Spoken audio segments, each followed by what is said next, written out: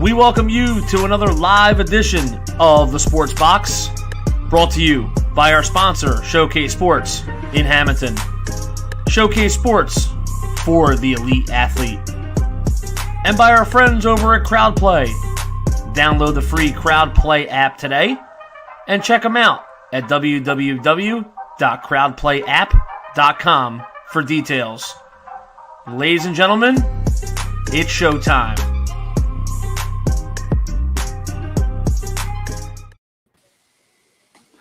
Hey everybody, welcome to Cage My IQ. As always, I am your host, D-Baked. Joining with me, as always, is my co-host, Miles Long. Yo. And then guest hosting with us today is the man they call Dave from the Working Fans podcast. How's it going, Dave? Good, man. Good to be back on. Nice to see you guys. Exactly. Yeah. If you don't know him already, as I said, he's on the Working Fans podcast. It's a podcast that they do. They talk about everything, basically wrestling. He just started a side podcast on there for MMA. Can you tell us a little bit about that? Yeah. Also, a little comedy too. But MMA, we just started. Right now, it's me and two other guys. Funny story about that. One of the guys has a government job, so he actually doesn't like his name out there. So he wears a mask, and his gimmick name is Carney USADA. So we just go with that for now. But and we just talk about different things that are going on in MMA, and we're going to be doing kind of a similar thing with the wrestling. We'll have like top 5 lists. So, we'll go like top 5 heavyweights of all time, and that stuff we'll be doing. And we'll be doing kind of like you do with the review, but only pay-per-views. Yeah.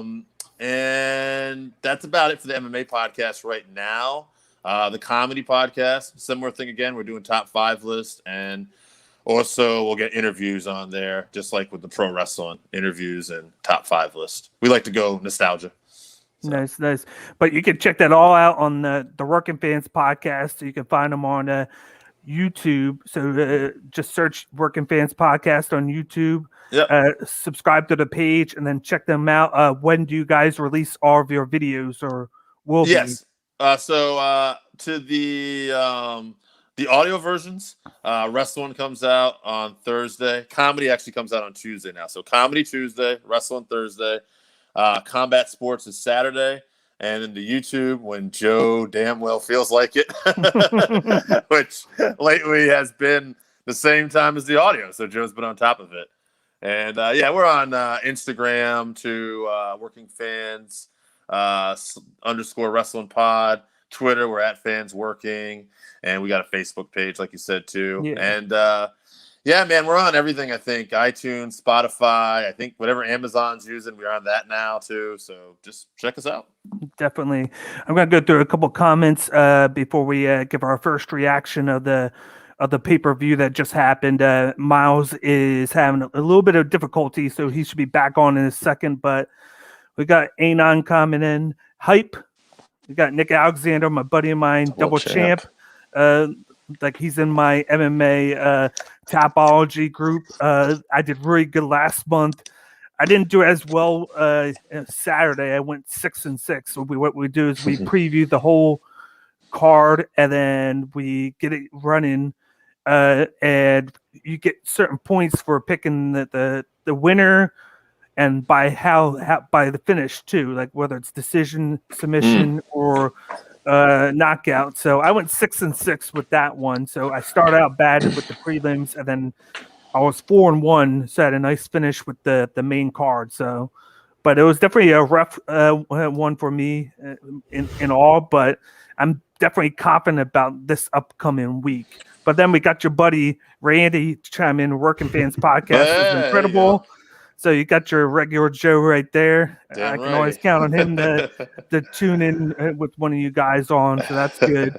But basically, what was your guys' first impression of 264 once it was done? I'll start with you, Dave. Oh, wild. It was a wild night. I like a good fast-paced card. I'm getting old. So, when they're filing through, I have no problem with that. I think this card ended around 12:30, I think, something like that, which is not bad for a UFC card. No. We can't be spoiled like the West Coast, but it was a good fun show. Though definitely eventful, a lot to talk about. I would say even the 2 fights that went to decision. I know we'll talk about it later, but the crowd booing during the Wonder Boy stuff. But I enjoyed that fight as well. I thought everything really clicked well. I enjoyed the show. So good show.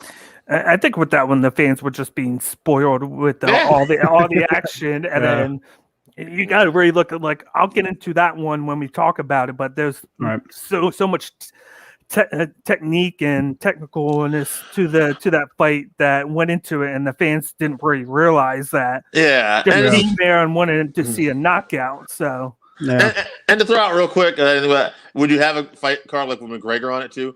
You're probably going to get a certain amount of fans, extra fans that are not, familiar. They're casual. They're more casual too. Yeah. So I'm sure that plays a part too.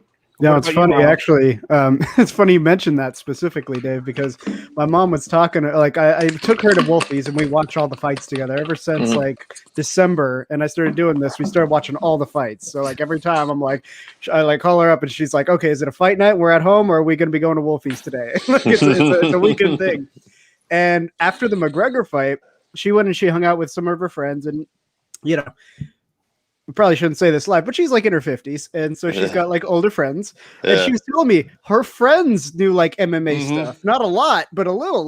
Her friends would be like, "Oh, GSP's my guy. Oh, I really liked McGregor." It's I was like, okay, that makes sense. But yeah, I think you're right, because even those people saw the McGregor fight. Whenever there's a big name like that, you get a lot of people who really don't know what they're looking at, don't really know what they're talking about. Definitely don't know how the league has evolved since the days of GSP and stuff like that.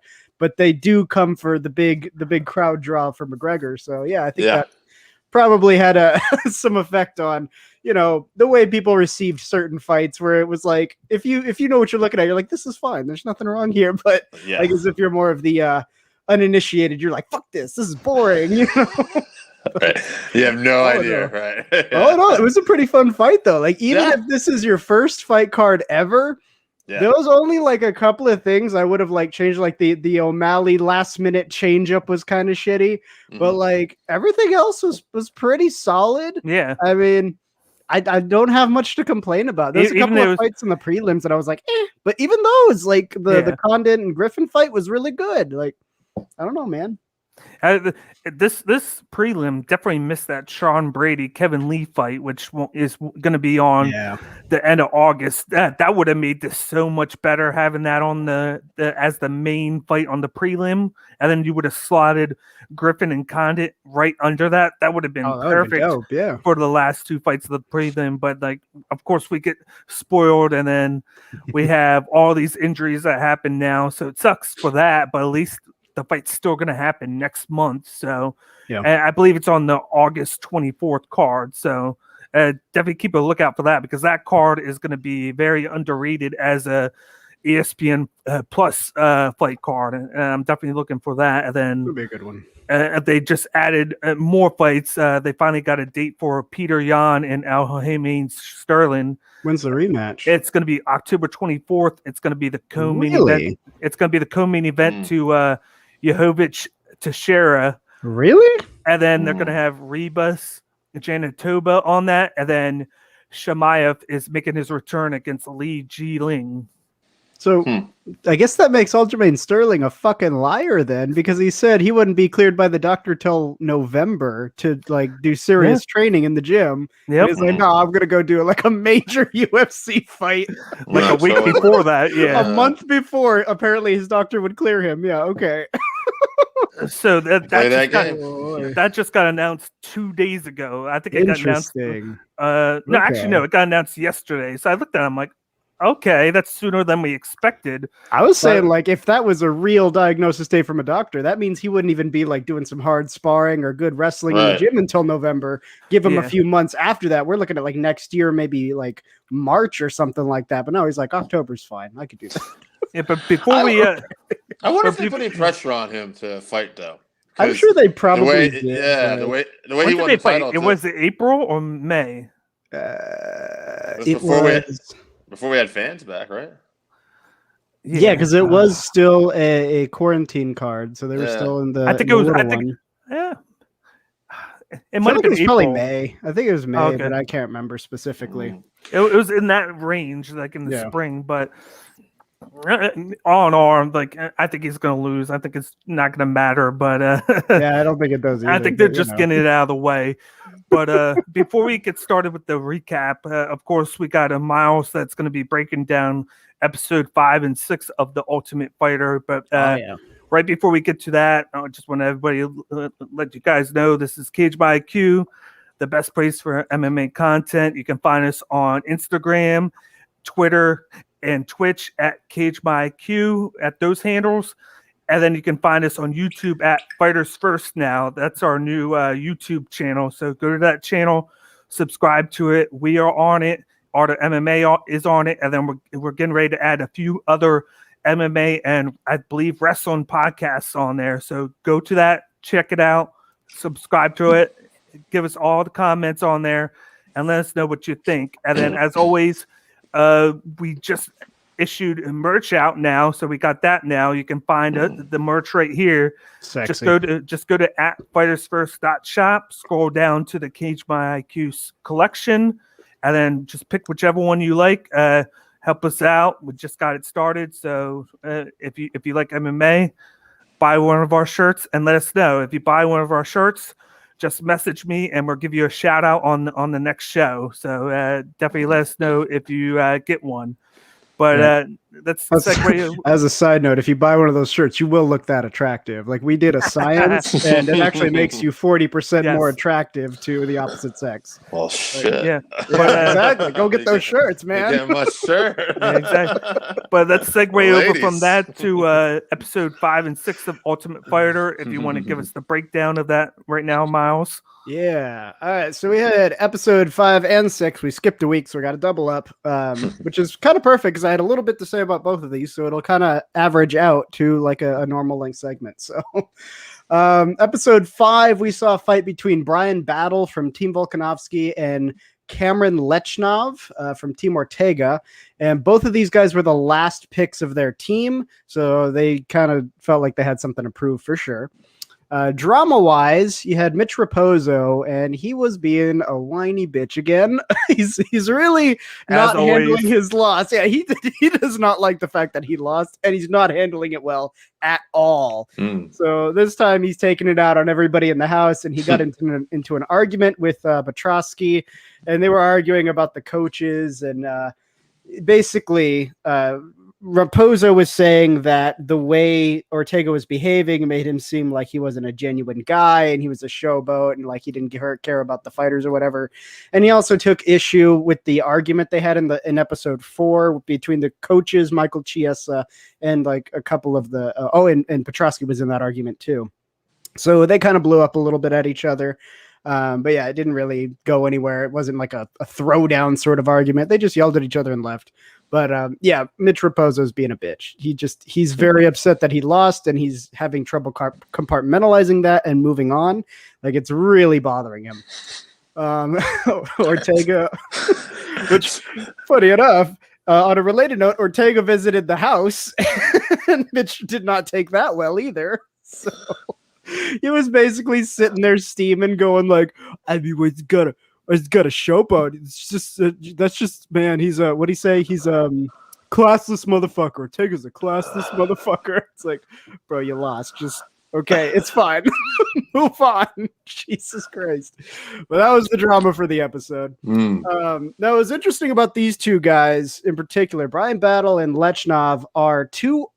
I wouldn't say they're completely unknown, but they are fighting out of completely unknown gyms. They're not like the other fighters we've seen so far who are coming out of big name gyms like Extreme Couture with like big name UFC guys as their training partners. These guys are like from the boonies, basically. You've got Brian Battle. He didn't have any particular training before he entered MMA, so he is more well-rounded because he went into an MMA gym and just kind of started working on everything at once, but no previous credentials. He trains out of Hyastan. I think I'm saying that right. Hyastan MMA in North Carolina, a little tiny gym out there. His record is 5-1. And all of his wins have come by finish. So he's never had to rely on the judges to win a fight. Lechnov, on the other hand, he is a former soccer player, apparently turned MMA fighter, because he'd get into fights during the soccer games. and he figured out that was his actual calling, not the soccer part of it. So, I mean, hey, we all find it in different ways. He's also pretty well-rounded. There wasn't any indication that he had any sort of significant credentialed experience in any particular skill set before he started MMA. So he's kind of the same story where he built up all the skill sets kind of simultaneously. However, he is a former NEF welterweight champion, and I think he did fight in a few other minor professional leagues. So, like, he's been around. He's got some more. He's got way more experience, not some more, way more experience than Bryan Battle.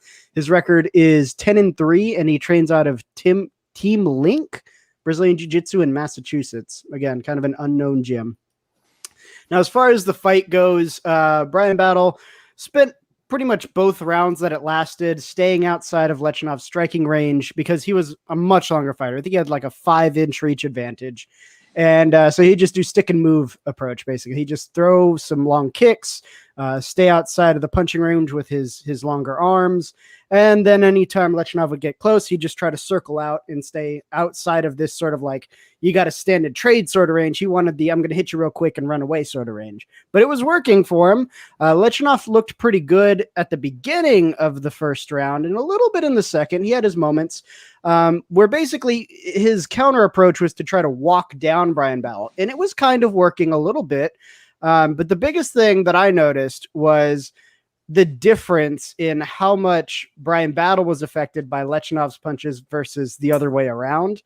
Like whenever Lechinov would hit Bryan Battle with anything, he would back off immediately. Like you could tell it was affecting him.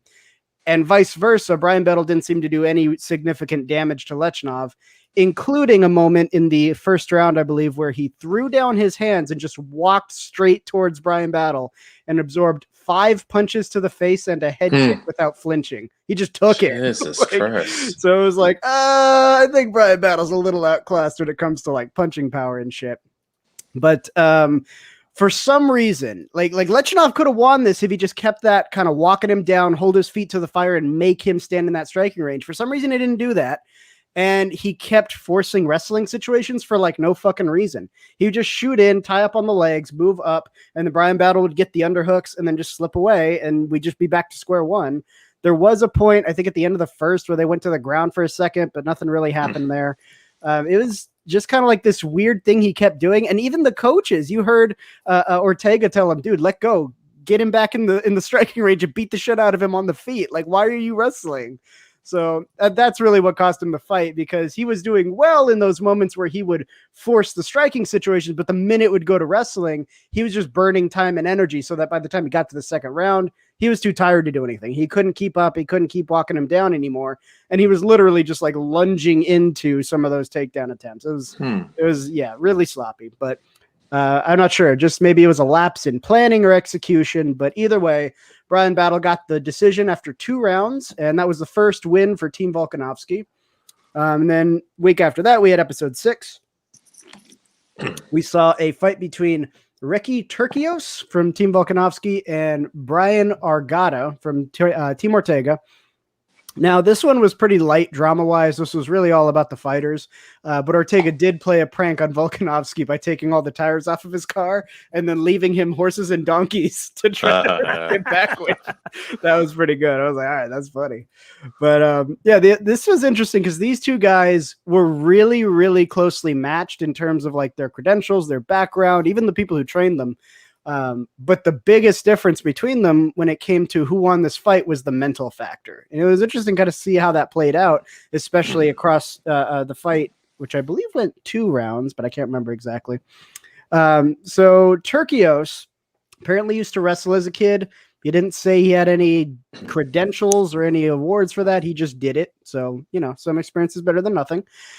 He was a local boy here in North Houston, actually. I know the gym he trains out of. It's maybe 20 minutes from my house.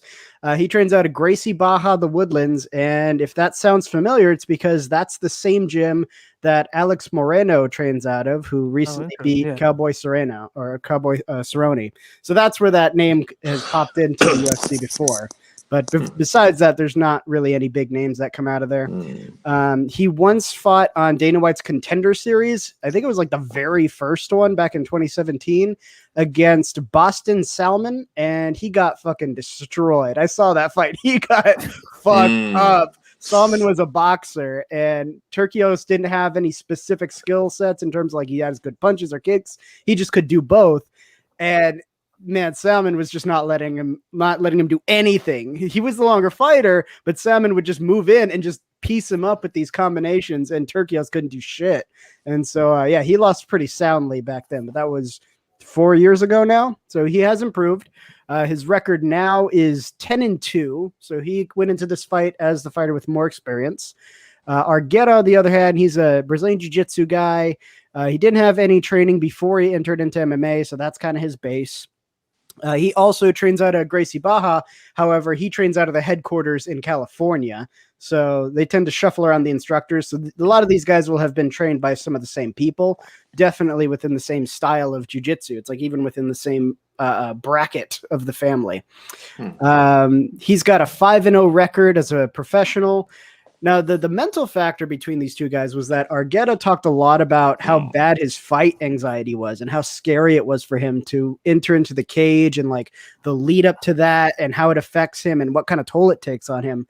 Versus Ricky had the opposite approach. He spent a lot of time visualizing and kind of centering his mind with meditation, and that helped him like stay centered and keep his head in the game. And I think that's really kind of what led to the loss for Argueta in this fight.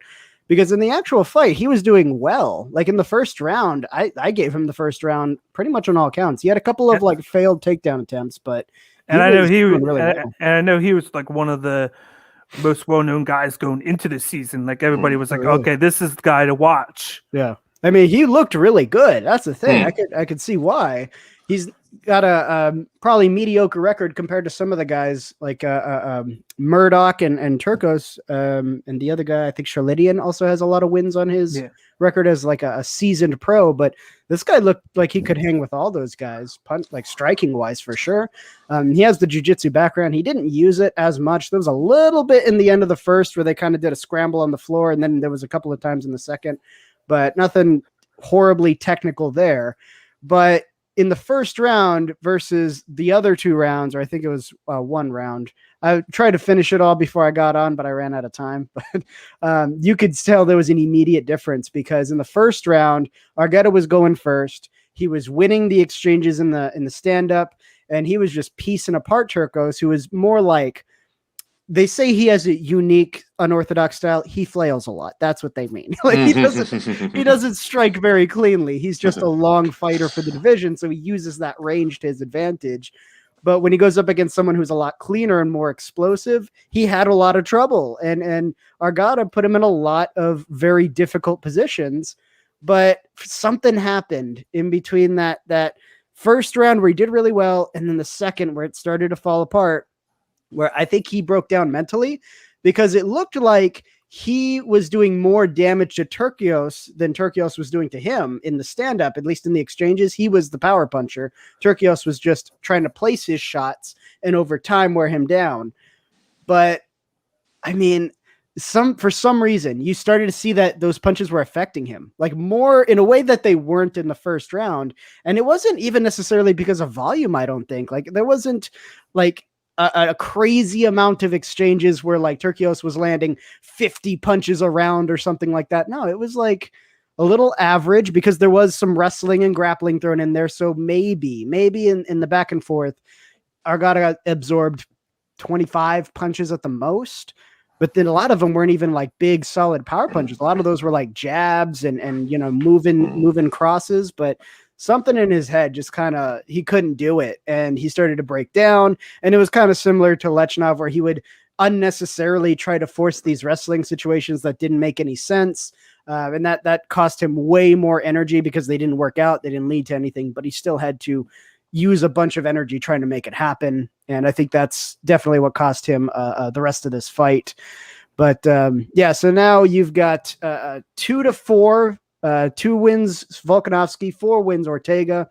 As the brackets stand now, I don't think Brian Battle or Turkios have a good shot here in terms of like the Ortega guys who are still semifinalists right now. You've got Shalinian, Petrosky, Murdoch, Gore, all those guys for the middleweights. Man, if Battle has to go against Petrosky or Gore, that doesn't look like it's going to be a fair fight. Like, dude, I mean, Gore's got the power, but Petrosky's got the wrestling. Brian Battle doesn't have anything significant in either of those areas, so he can get overwhelmed easily. That's kind of the thing, is if you're well-rounded, that's good, but it takes a lot of time and experience so that you're really, really, really good at being well-rounded. That's a lot of skills to try to memorize in a short time. And Turkios is either going to get Shalinian or Murdoch, which both of those guys, again, like Murdoch, I think would punch him out. Like Murdoch's got that striking power, and Shalinian, he's a very decorated Ukrainian wrestler, and Turkos, he's a Brazilian jiu-jitsu guy, but I mean, I don't know if he could stand with someone that decorated, because even in the jiu-jitsu world, he hasn't done much. He's just been training. I think he's a black belt, or no, I think he's a purple belt, actually. Purple or brown. And isn't he Armenian too? And then he moved to Ukraine. Oh, he was born in Armenia, but his family moved him to Ukraine very early in his life. So like most of his professional shit was out of Ukraine, which honestly, Ukraine is a very rough place for combat sports. Like that counts for a lot. They do have a Bellator champion, so they got that going for them. Yeah. Has there been a guy you would think has been like I haven't watched this season yet. So has there been a guy that sticks out for you that's been like a star that you think's really sticking out? I mean, I'm a homer, so I'm going to go Petrosky. So of course you're going to go Petrosky. I actually do like Petrosky. He looks pretty good. I think he has a way to go in his hands, especially when he's coming up against Tresean Gore, who's got great hands. We haven't seen a lot of his wrestling, so I don't know if he at least knows enough to problem solve and kind of stuff Petrosky in those exchanges, force it back into the striking where he's more comfortable. But at the same time, Petrosky was the first win of the season, so he's had all this time to be training and working and getting better and better and better, working with Ortega, who we saw Ortega has definitely progressed a lot in his hands with the Korean Zombie fight. So his coaches, whatever they're doing, it's working. So hopefully Petrosky gets a little bit of that, because he would look like a good front runner for the middleweights. Again, I would like to see a little more out of Tresean Gore, because he talks about his Brazilian Jiu-Jitsu background, and like he trains with some like guys who are really good wrestlers and stuff, but we don't see it. So like I don't even know. I can't age those guys yet. He trained with the Limas. Yeah, at the Gracie Academy there. He was also on the American Top Team, I believe. And now he's there, and of course he gets paired with Ortega, who is that style. Also, who trained from the Gracies in California. Then he turned into a coach, so it was kind of like a perfect situation for Gore, where he has the same style. He can work on similar things, but then kind of add a few more wrinkles to his game. So he is my like dark horse. I got to see a little bit more aggression from him, because in real life he's kind of too nice. He acts too nice, but if he can tap into that aggression, I could see him as like a dark horse to win it. Oh yeah, I mean, it's one of those two guys right now. The last matchup for the middleweights that's going to be coming, not episode 7, I believe episode 8 is going to be Mild Hunsinger and Gilbert Urbina. I don't know who those guys are, but those are the only two middleweights who haven't fought so far. As far as the bantamweights, we didn't see much of him, but I do like Vince Murdoch. Vince Murdoch has great hands. He was going up against a guy who was bigger, younger, less brain damage, like power striker, and he knocked him out in under 3 minutes in the first round. Like, Vince Murdoch is a force to be reckoned with, and I think the trap that Shalinian Ludwig is going to fall into is he likes to stand and trade. He can't do that against Murdoch. There's no fucking way. Same thing with Turkios. I think Turkios, if he took it to the ground with his jiu-jitsu background, might have an edge, but he's going to fall into the trap of, no, I want to stand and trade with this guy, and you can't stand and trade with Murdoch. So with the bantamweights right now, Vince Murdoch's looking really good. Next week, we're going to see the last bantamweight matchup with Joshua Reddinghouse and Brady Highstand. Brady Highstand is a training partner of Michael Chiesa, so he's got a lot of probably jiu-jitsu background and grappling stuff up his sleeve, but we'll see how it goes. It'll be nice. And then they literally just announced that their Volkanovski Ortega fight will be the end of September, where they were looking to do the the fight between Lewis and Ngannou before everything that happened to that. So they placed that at that end of September fight card. So now we know that that's where it's going to be at. So it's probably going to give from the finale on here before they had the live one where the two matchups are live. There'll be a month gap between the ESPN Plus last episode and then the fights. So that'll be a nice small gap if you want to binge the whole season before they do the live finale. So definitely, if you haven't watched any of it yet, to go on to ESPN Plus and check it out. Like you said, there's only 6 episodes out now, and then tomorrow will be episode 7, and then there's 8 episodes before they go into the semifinals, which will be nice. Yeah. Like it's been nice since they had it on a couple years ago. I like the format change. I like how they're doing it at the Apex. Seeing Ortega mess with Volkanovski has been nice. It's been nice because I've always seen Ortega as like a quiet guy, and now to see him have this personality change now, or the way you actually see it, has been crazy because it's like flipped. Apparently, he's classless. I heard somebody say. Yeah, he's a classless motherfucker. Apparently. I've always seen him as a pretty classy stand-up guy. Yeah, right. I didn't know. You got to assume that obviously the producers are involved in some of that, right? Like there's someone behind the camera going, "All right, go in there and call that guy a piece of shit. Let's just see what happens." Like, exactly for the rating. Yeah, there's a little reality based, obviously. For sure. For sure. But let's transition from this over to, of course, the recap of UFC 264. Dustin Poirier versus Conor McGregor 3, the trilogy. We got the first fight that happened on the main card, which was a men's bantamweight matchup, which saw Sean O'Malley defeat Kris Moutinho by 3rd round TKO.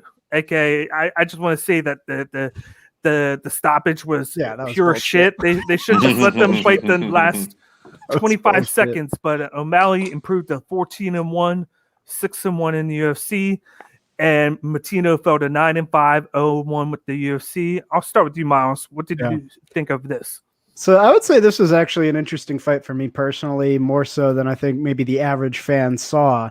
All 3 rounds were pretty much the same. Moutinho was relentless. He just kept walking O'Malley down, just pressure. He could not really get ahead in the striking because O'Malley found his read pretty fast. He got that range, he got that timing, and then he just stayed outside of range firing his shots because he's a long guy, so he could definitely reach Moutinho before Moutinho could reach him. But Moutinho had his moments where he would get some shots, get a combination or 2 in there. And you could tell like O'Malley, it caught his attention. He was like, okay, all right, fuck, you're here to fight. I see you.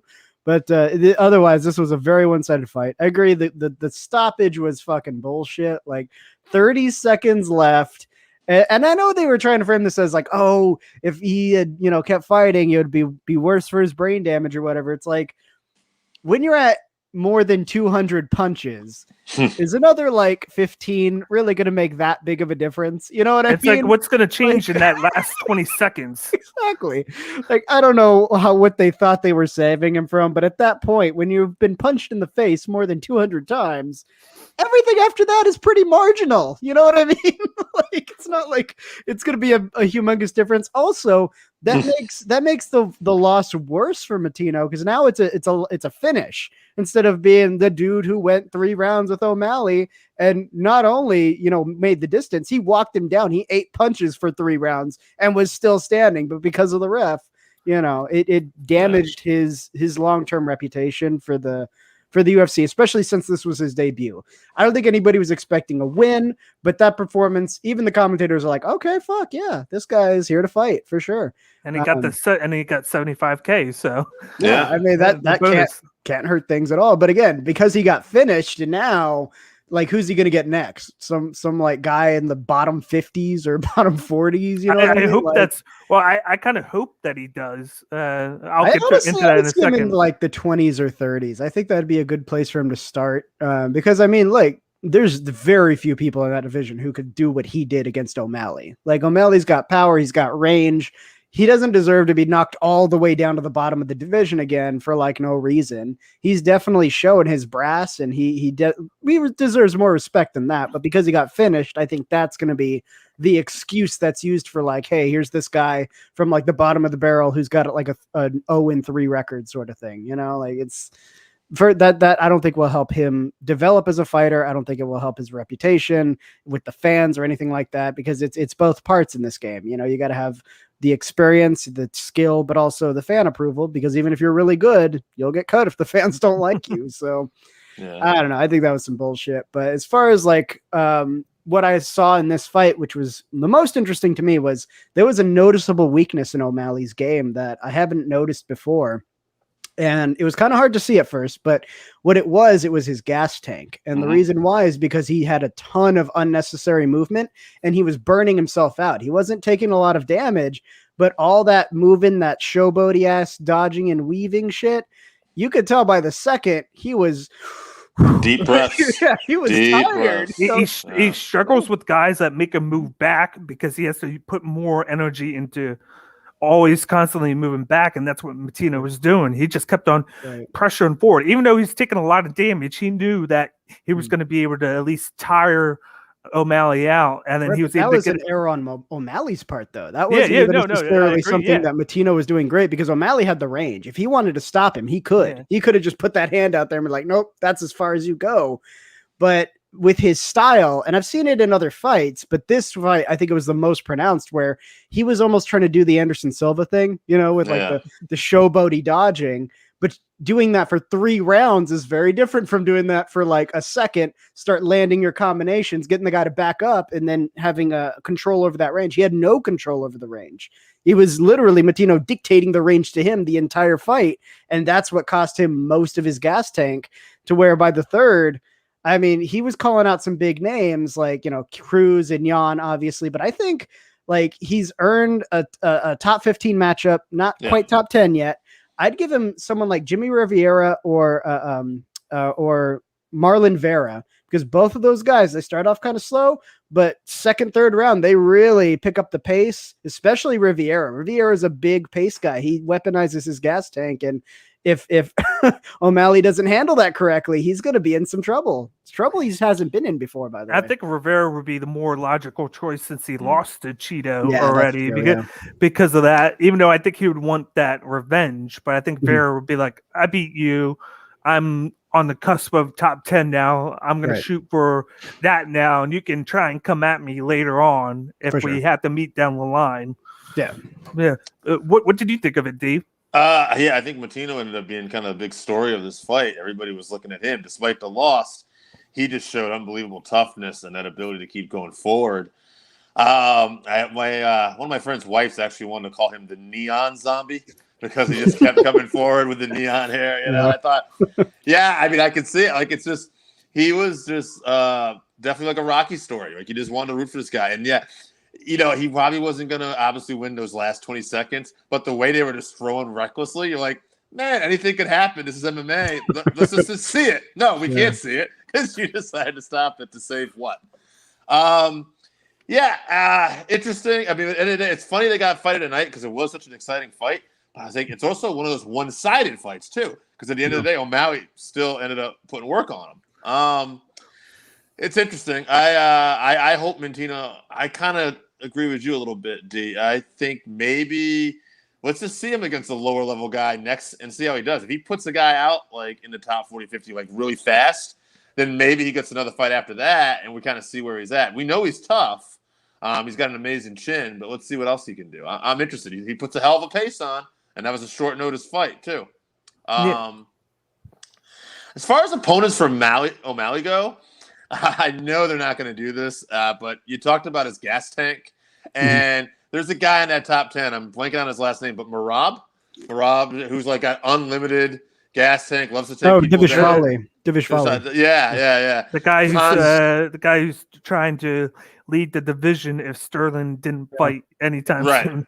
Which he's actually tied up at the moment. He's scheduled to fight Marlon Moraes on the 25th. That's a good matchup. Yeah, it's gonna be cool. Yeah, but he's just got like an unbelievable gas tank, loves to take you down. It would be it's probably a style nightmare for O'Malley. It's probably not something the UFC would want to put him in there with. Right. But from a purist standpoint, I'd like to see O'Malley keeps evolving. I'd like to see how he would do against somebody like that. But we'll see what happens. I think that's why Riviera is kind of a good compromise. First of all, he's free; he's not booked. But Riviera is known for pushing the pace, like the Munoz fights. He was really, really like that was kind of his technique. Was okay, we can stand and trade, we can do the grappling, but I'm going to try to wear you down with how much energy I have, and that's kind of what O'Malley was doing. But it backfired real bad in this fight, and Riviera's also got a hell of a chun on him. So I think O'Malley, that combination of lots of energy and real tough to knock out, is like his worst nightmare right there, because Dvalishvili is a little bit more prone to punching and kicking damage, and that's O'Malley's bread and butter right there. He got a ton of power for this division. He's super long and he knows how to use it. But I think if he goes up against someone who's like really durable and can outlast him, I think that's just going to be, he's going to have to train real hard, because if he slacks off in training camp, he's going to lose. I think they could also pair him with the guy like I call him the gatekeeper of the division, which is Rafael Sunsao. Like he was supposed to fight. Thought about that. Kyler Phillips, and then he had to back out due to injury, so he's free as well, and he's sitting at that 11th spot. You got Rivera, who is at 12. You got Sunsao at 11, and then you got Merab at 10. So any of those guys would be good to test how he'll do against top 10 guys. It'll be like that. Okay, you win this. Okay, now you can go against the top 10 now. But it was nice to see how Marino did against him, because he's coming from the regional scene. He's coming from CFFC, which mostly fights out here in Philadelphia. They just did the last show July 4th weekend, and he was actually supposed to appear on Dana White's Contender Series in August and September, but then they were like, okay, we need a guy since Smolcha backed out of this fight. So they called him. He was like, I'm free.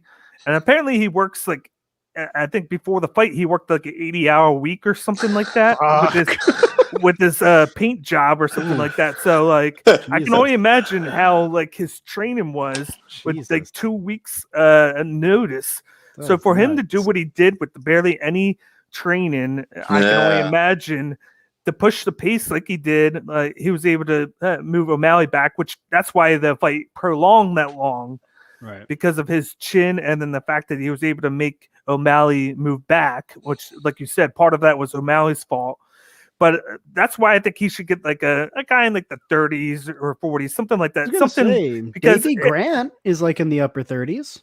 That could be a good one, like, but that's crazy that he's up there, and he just fought Cheeto Vera, right? And then they had a classic fight, so that could work. It'd just be iffy because him being that high in the rankings is kind of weird, because he should be higher than that. Well, I mean, Smolka is like 44, and he was supposed to get the O'Malley fight, which O'Malley was like knocking on the door of the top 15. So it's like some of these matchups make no fucking sense ranking wise. Yeah, but I want to see him put up against a guy that he probably should beat. Kind of start him slow, because you got a glimpse of him having like his toughness and his big chin, where he has a really good chin. Because you just threw him into the fire with this against O'Malley, like a prodigy. He's a good manager. And then if you could start him slow now, I could see the UFC being like, okay, you did this for us, we'll do this for you. We'll get you an easier matchup to get the ball rolling with you, and we can see how you do.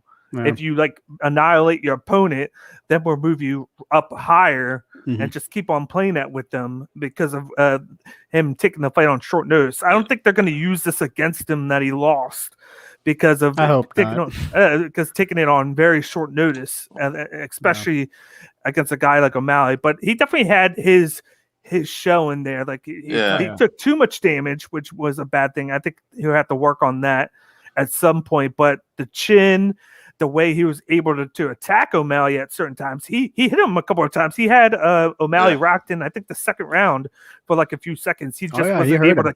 He just wasn't able to capitalize on the movement. O'Malley was able to move out of the way, circle around like he was doing, and then he started doing the basketball movements again that he was doing during the fight. And then it's a good card to have that performance on too. Yeah, because it is a Conor McGregor card, and people are watching, and a lot of people were talking about this kid the next day. So the UFC might take notice of that and try to take care of him and give some fights. The more the fans talk about him, to your point, Miles, fans start talking about him.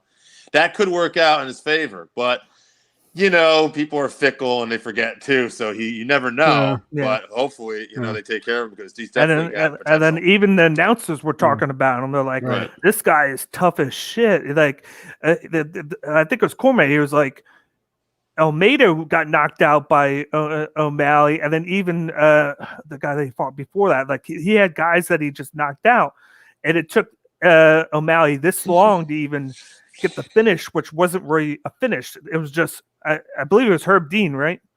Yes. It was Herb. He was just like, okay, I got to stop this. Even though he was still standing, he was able to defend himself for 20 more seconds. I think Herb Dean was kind of quick, but I can see why he did it. Like, I mean, if he was going to stop, why didn't he stop like a minute later? Like something significant, not 30 seconds. Yeah. Like if you were going to stop it, you should have been like, all right, first minute into the third. Oh, that's enough of that. I don't know, man. Somebody had a great comment on that too. It was during that fight where they were quoting Masvidal, I guess, because they were talking about nobody should be a 10-1 underdog in modern martial arts. Yeah. Mm-hmm. And then somebody, I think Cormier or somebody brought up, what about Amanda Nunes? And it's like, okay, all right. There's exceptions. But let's move on to the second fight on the card. It was a women's bantamweight matchup, which saw Irene Aldana defeat Yana Kunitskaya by first round knockout. We have Aldana, who moves to 13-6, 6-4 in the UFC, and then Kunitskaya fell to 14-6 with 1 no contest and is 4-3 in the UFC. I'll start with you, Dave. An impressive performance. Not really a lot to say. Aldana, I mean, she missed weight, which was unfortunate, but she looked sharp. Her hands looked great. Finished her early. I was already thinking about matchmaking her with Aspen Ladd, but she has a fight coming up against Macy Chiasson. Chiasson, you're correct. Yeah, and because Ladd actually, she fought Yana before too in her last fight, and they both got first round finishes against the same opponent. So I'm wondering if Aldana maybe could meet the winner of that. Regardless, I mean, didn't mean to segue into that, but they're in a tough division. They have to fight the aforementioned Amanda Nunes. So it's like, I don't know, but I think that would be some good matchmaking at least. But I don't really have a lot to say about this fight. Aldana got it done, and it got me. I was happy because, again, I'm old, and I appreciated her getting the finish. So, what about you, Miles? No, I think this fight was good. It delivered, especially for more of the casual fans. I think it also kind of let people know that, hey, you know what? The women's divisions fights can be pretty fucking exciting too. It's not just the heavyweights that stand there and bang. They could, these women are here to fucking fight, man. And this was a great example of it. I mean, Kunitskaya started out really strong in the striking exchanges at the beginning of the round, but Aldana with that boxing background from Mexico, she just found her timing very quickly, which that's kind of what you do in boxing. And she started working that countering game, and she found a lot of success. And it led to that one big knockdown on that counter hook. And Aldana was able to capitalize on it and finish by TKO. And Kunitskaya just couldn't hang. Very quick fight, but very exciting fight. Now, in terms of like what's next, I think Aldana is going to have to wait around for a while just because of like how booked the division is right now. Because I was thinking the same thing, give her Aspen Ladd. But the thing with that is Aspen Ladd's booked a fight. So I guess maybe give her the winner of that. And then alongside of that, give Holly Holm GDR. And then, the winner of that, we could start figuring out orders in terms of who's going to get the next shot at the title after There's a little craziness with that because, as you know, of course, Aldana last fight, she lost to Holly Holm. But then Holly Holm has already lost to Jermaine de Randamie. Right, but what else do you do with her, though? Maybe you give Aldana her main, and then could you book up Holly Holm against Nunez again? Because they only fought once. I mean, it wasn't even that long ago, though. That's like right here. It's the last 3 fights. That's the third one. That was her loss to Nunez, and then she fought Raquel Pennington in one, and then the most recent one was Irene Aldana win by decision. The Durandamine fight was actually a little longer. So, I mean, you almost could book that rematch. I don't think it was an exciting fight. You could, and too. I think Duane Dominion might have had some eye pokes or a punch after the bell. There was a little Something like controversy in that fight. Yeah, so I mean, there's definitely room for stylistically. Casuals are probably not gonna like that fight. I remember they kind of canceled each other out a little bit, but you never know what's gonna happen. It's MMA, but I think that would be an interesting fight. Yeah, I think Kunitskaya's got a similar problem where she's just going to be sitting for a while unless she's willing to fight down all the way down to I think like the 12 or 11 spot because everybody's booked or she's already beat them and going up. That's pretty log jammed. So like, what does she do now? It's kind of stalled, which sucks because I think she's in the UFC she's 4-3, so she's still kind of green, she's still kind of new. If they had taken more time in the 20s and 30s, she could have had a bigger repertoire of experience, more numbers on her record, but now she's just kind of log jammed with the rest of the division. So I guess we'll see where she goes. This was a good performance by Aldana, though. Like in the preview, like I basically said that this was going to be kind of a tricky situation because Kunitskaya she's more of a well-rounded fighter where she has of course the mixed martial arts with her background. And Aldana, she mainly just has like the boxing style. But I felt like Kunitskaya, somewhere along the line of her getting called up to UFC, all of her finishes, all of her wins were decisions. Whereas Aldana has been knocking people out. And then, of course, she did lose to Holly Holm. A lot of people lose to her. But she got beat by her. And I felt like she needed to prove herself after that. Whereas Kunitskaya had the controversial decision against Vieira, but she looked good in it fighting off of her back. I just felt like there was no way, unless I saw Kunitskaya get her down early, which would have been unusual. I thought that Aldana was going to get her rhythm going and just pick apart Kunitskaya on the feet. And then, of course, I think it took like 30 seconds before she got into the rhythm and then just started piecing her up with that jab. And then she got hurt after like the third or fourth one, and then it was just a matter of time before she got knocked down. And then I was really impressed with how she took her time. Aldana did when she had Kunitskaya on the ground. She didn't rush right in there. She just took her time, picked her moments, and then she was able to get the finish. I think what was it, 30 seconds left? Something like that. It was close to the end. It was right up against it. Let's see. Yeah, and then she one technique that I thought was great was when she had Kunitskaya on the ground, she kind of sat on Kunitskaya's feet to get a really good shot at her, and then Kunitskaya moved to her side, and then she basically had her dead to rights there because Kunitskaya couldn't move around too much, and then she just at that moment Kunitskaya was just like this, and then that's when the ref called for it because she wasn't able to defend herself. But it was pretty good. I don't know what to expect from Kunitskaya now because she's going to have to kind of wait too because Pena is fighting Nunez. Which weird, right? That's a little odd. She already beat Vieira. They needed an opponent. Exactly. Sarah McMahon's booked. Chie-san's booked.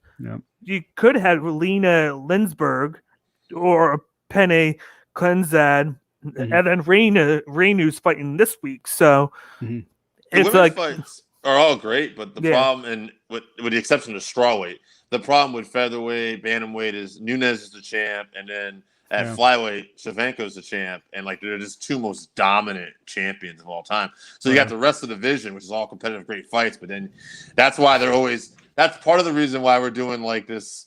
I mean, it's bullshit, but the Lewis Gane interim title because they know that Nunez is going to just win that fight and it's going to be dominant. So it's like, But then I would say the strawweight division is that exception, right? Like you got so many talented women up top that anybody can win, whether it's Rose or Wei Jing or it's just all of them. Almost feel like you could win at any given moment. Esparza was the inaugural champion, and then she's likely going to. She has a case to get a title fight after the rematch. Because if I don't see the rematch, I'm going to be pissed. Right. That's what we deserve. And then and then you got. I think Dern is booked to fight Rodriguez now, so that's like fun. that 4 or 5 spot. So that's going to be very entertaining. That might be the next person between the two of them that wins might be next in line. They might put them against the Yan Xiaonan. They might do that, but like I see the winner of that getting that next push. Like I feel like they're hoping Mackenzie Dern gets the win and then gets pushed up because of how she's been going up stock wise the past couple of years. Yeah. And then from there on out, you got like Claudia Gadelha has looked decent. You got Waterson, Torres, Reba. Maybe we actually see Reba's and Hill fight finally after they had 4 cancellations. They're next to each other in the rankings. Reba's just got booked against what's her name, Janitoba. Verna Janitoba. She fought a couple weeks ago on the prelims, and she looked really well in her. I feel like I just totally got us off track by mentioning women's strawweights. That's an excellent division now. yeah, that's a really good division where they got a talent coming up. Yeah. And it's not really a log jam there, so it makes it even good. Like you got the 2 having a rematch, and then it's like, okay, next woman up, and then that being said, it should be. I do think it's almost like an any given Sunday at that top where all those girls are capable of beating each other. But I do think when she's on her game, Rose is the one that just impresses me the most. Just with those finishes she's pulled off, the way she's pulled it off, I'm like, man, when this girl's on her game, I just see that potential there. But again, we've seen her have an off night, like against Andrade and stuff, competitive fights, and Whaley blitzed her and mauled her. So it's like, you never know. This is such a good division. I think that's the difference. Is like Shevchenko and Nunes really don't have bad nights. Like they don't. They don't. Well, against each other, they do. But that's the only exception. It's like the immovable object meets the unstoppable force. Like even that fight, you have to fight at you're gonna have to do it at bantamweight or somewhere in between. Like I wouldn't want to see Shevchenko fight Nunes at a full featherweight camp. I can't even imagine what that's gonna look like. But I think she takes the year to like bulk up and like that'd be dope. I gotta see though how Whaley looks in the second fight. Like, is she gonna come in motivated? Like she's coming pissed. in gun she's for so revenge. mad. She's so mad. Like what if she one comes thing we've in learned, that's what we'll her? learn from the Ultimate Fighter and Whaley, and what we'll learn later on in the main event. Fighters don't lose well a lot of times. They don't handle it well.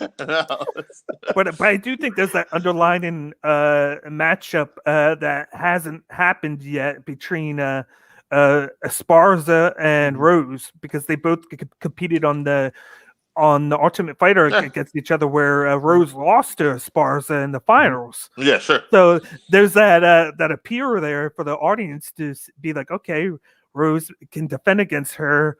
Is she going to be extra motivated because she lost to her to begin with at that time? And then Esparza, she beat her, but then of course she lost the title right away to I think it was to her. Is she going to be motivated to fight her again and have that extra motivation, or is it going to be like, I beat her once, I'm going to come in too confident, knowing that where if she does, she's going to get knocked out. But then she somehow has this reputation of being able to take everybody down. She just doesn't do much with it, with people that actually fight back. Whereas in the last fight against Yan just didn't defend. She was just defenseless because she has no takedown defense or anything at all. So she just destroyed her. Jiu-jitsu guys in China. I don't know what's going on over there, but like they don't seem to know what to do on the ground when they get there. They are fucking helpless. But let's transition to the third fight on the card. To me, the most entertaining of the 5 because of the ending. We had the heavyweight matchup, which saw Tai Tuivasa defeat Greg Hardy by first round knockout. Tai Tuivasa moved to 13-3, 6-3 in the UFC, and Greg Hardy fell to 7-4 with 1 no contest, 4-4-1 with 1 no contest in the UFC. I'll start with you, Miles. I mean, this was a fun banger, the likes of which is reminiscent of early UFC heavyweights. You know, just a couple of big ass dudes going in there and punching the shit out of each other. Like that's basically what it was. And what's interesting is Tuivasa actually threw in some of those leg kicks. He was investing on the legs real early in the round, but you know, investment didn't really have to pay off because, Like, what was it? When was the stoppage in this fight? It was a minute and 7 seconds in. Minute and 7 seconds in, like right around that 1 minute mark. Hardy managed to wobble Tuivasa just for a second. And unfortunately, like Hardy rushed in when he shouldn't have. And that counter left hook, or just like right off I'm sorry, it was the rear hook. It was probably the right. That's what put Hardy down onto the canvas, and that was it. That was it. And really, the only reason Hardy lost this fight, I think, is because he's too green. I think he saw that wobble, and he was like, "Oh, this is my chance." But like watching it, I could have told him, like, "No, that's not your opportunity," because Tuivasa got his feet under him like immediately. He hit him, and he was like, "Ow, that hurt." But then his feet were solid. His guard was up. He was looking right at Hardy like, all right, now what? Like that's not the time to rush in. He's ready for you now. And Tai missed the first shot too. Yeah. He whiffed and then hit him with the knockout. Yeah. Which was crazy. It was just like boom, boom. Like I was watching that fight and I'm like, I did the preview. I'm like, everybody's going on Greg Hardy's, the Greg Hardy bandwagon for this fight. And I'm like, I was like, I don't know why. Like he doesn't defend the leg kicks. I think he has the tools to do it. He's too green to put it all together, though. Yeah. He just doesn't have the experience. And then I was like, Tai Tuivasa has already fought. He lost 3 fights, and he was at his kind of low point. And then he was like, okay, I need to add leg kicks to my repertoire. He did that, and I need to change a little bit up. What does he do right away? He throws 3 leg kicks and that were heavy, and they were hurting Greg Hardy, and he was actually limping for the rest of the fight, which only was like a round of less than a minute, of course, after that. But I think that had a little bit, somewhat of an effect on him and jumping right in there because he was kind of like hobbly at that point. But he was able to connect on that shot, and then he got hit. When he got hit, he was out. Like they were saying, his eyes were like, whoo, like he went into that shot too. He went right into that. Yeah, he's got that like blitz offense, almost like from football days. Like he just loves to go in, and it's like he gets caught by doing that too, though. And it's the first time I remember him getting knocked out like that, though. But Ty's got that power. What a showman, though, huh? You would think that with his conditioning, how he should be able to last long in fights, that he would kind of take the pace and then slow it down, try to slow the fight down. Let Tai Tuivasa tire himself out by doing a lot of the production that he was doing. Because he's eventually going to slow down a little bit, but he didn't. Like he just kept on pushing the gas while Tai Tuivasa was. And it was kind of like boom, and then he connected, and then he ran in too fast, like you said, and he left himself open because Tai Tuivasa recovered so fast. And I was just like, it just happened in a matter of seconds. I'm like, oh my god, he's hit. Oh my god, he's knocked out now. Oh shit. Oh my god, this had the potential to like be one of those fights where they were going to hang on each other too. Yeah. I could see the gas tanks going. But it's funny. We're all talking about the knockout and the shoey, but let us not forget the entrance where Tai came out to the Spice Girls. I thought he was great. He's feeling his song and everything, and I'm like. And then afterwards, they did the intros, and then Greg Hardy points to the center of the octagon, and he's like, "Let's go." And then after the fight, Tai Tuivasa goes, "I don't think that guy's ever gonna do that again. He's not gonna ever point to the center of the octagon again after that one." But here's a question I have though, real quick. Is this the end of the Greg Hardy experiment on the main card? Do you think he needs a fucking new trainer? I think that's what this is, because either one, his trainer was shit, who didn't put together a good enough game plan going into this, and literally just told him, like fucking go in and blitz him early and fucking wear on him a little. He can't keep up with you. You're a football player. And of course, if you watch any of Tai Tuivasa's fights, you know that first of all, he can last, but second of all, the way he responds to that is by taking the counteroffensive, and he finds a lot of success doing that. So like, that's a terrible strategy. Don't do that. Or his coach couldn't keep him under control. Either the coach had a good game plan, was like, all right, we're gonna pace this out. We're gonna take all 3 rounds. We're gonna take our time, and if the knockout happens, it happens. If not, we're gonna win it, and it's gonna be obvious to the judges who's the better fighter out there. And if game time comes, if you're in the fight and the fighter's doing one thing and it's not the game plan, as the coach, you need to be like, what are you doing? We had a plan. Stick to the plan. You know what I mean? And when they're shouting from the sidelines, that's what you got to do. It's like, hey, follow the fucking plan, dumbass. So I think if he gets a new trainer, we could see a turnaround because Greg Hardy has the athleticism. He has the size. He's got the knockout power. Is just he doesn't know how to put it together yet. And I think that's got to come from the coaching, the in the gym time. There's just not enough of something. There's some factor missing, whether it's the strategy portion of it, whether it's the blending all those skills together in a way that makes him a real problem for the division. There's some ingredient that's just not there. So I think he's going to have to earn his way back to the main card. I think he's probably going to have to hang on and maybe be like a co-main event or a main event for the prelims card for a while, maybe spend some more time in that 20s range building experience. And if he does the work he needs to do, changes up the training camps, gets better coaches who can either control him or give him better advice during the fight, I think he could break into the top 15. He's got the skills to do it. So I think maybe a good starting point is give him someone like Marcus de Lima or OSP, neither of which I think are going to be main carding anytime soon because of how embarrassing their fights went. But I think they're also good stylistic matchups because there are going to be guys who are going to probably try to force him into wrestling and take him to the ground. But Greg Hardy's a big guy. It also gives us an idea of, what the well-rounded nature of his game looks like. If it gets to the ground, is he helpless or can he problem solve at the very least and put it back into that striking range where his strengths are? I think it would be a good experiment and also give him OSP just because we need to get OSP out of there. What the fuck is what the fuck was that against Tanner Boser? But no, I think Tuivasa, you mentioned he's been on a winning streak. He's been doing really, really well lately. I think he still has a long way to go before he can hang with some of the higher ups because, man, the heavyweight division has undergone so much evolution with guys like, Curtis Blades, Stipe, Cyril Gahn. Even Volkov, Rosenstruck. Those are guys that are a little more reminiscent of old UFC, but man, they've got so many skills. They're so well-rounded at this point. It's not the days of big country anymore where he could be in the top 10, that's just not how you do that anymore. But I think maybe a good place to start is give him fucking Spivak and just get that guy out of there. He does not. Well, the funny thing is he actually lost to Spivak before. I'm looking at it right now. He in the 3-fight losing streak, he got knocked out by Dos Santos. Yep. Then he lost the decision to Ivanov, who's ranked number Ivanov is 13. Yep, there you go. And then he lost to Spivak, who's ranked number 14, which he got beat by a second round arm triangle choke. And I think he was actually winning that fight when he lost.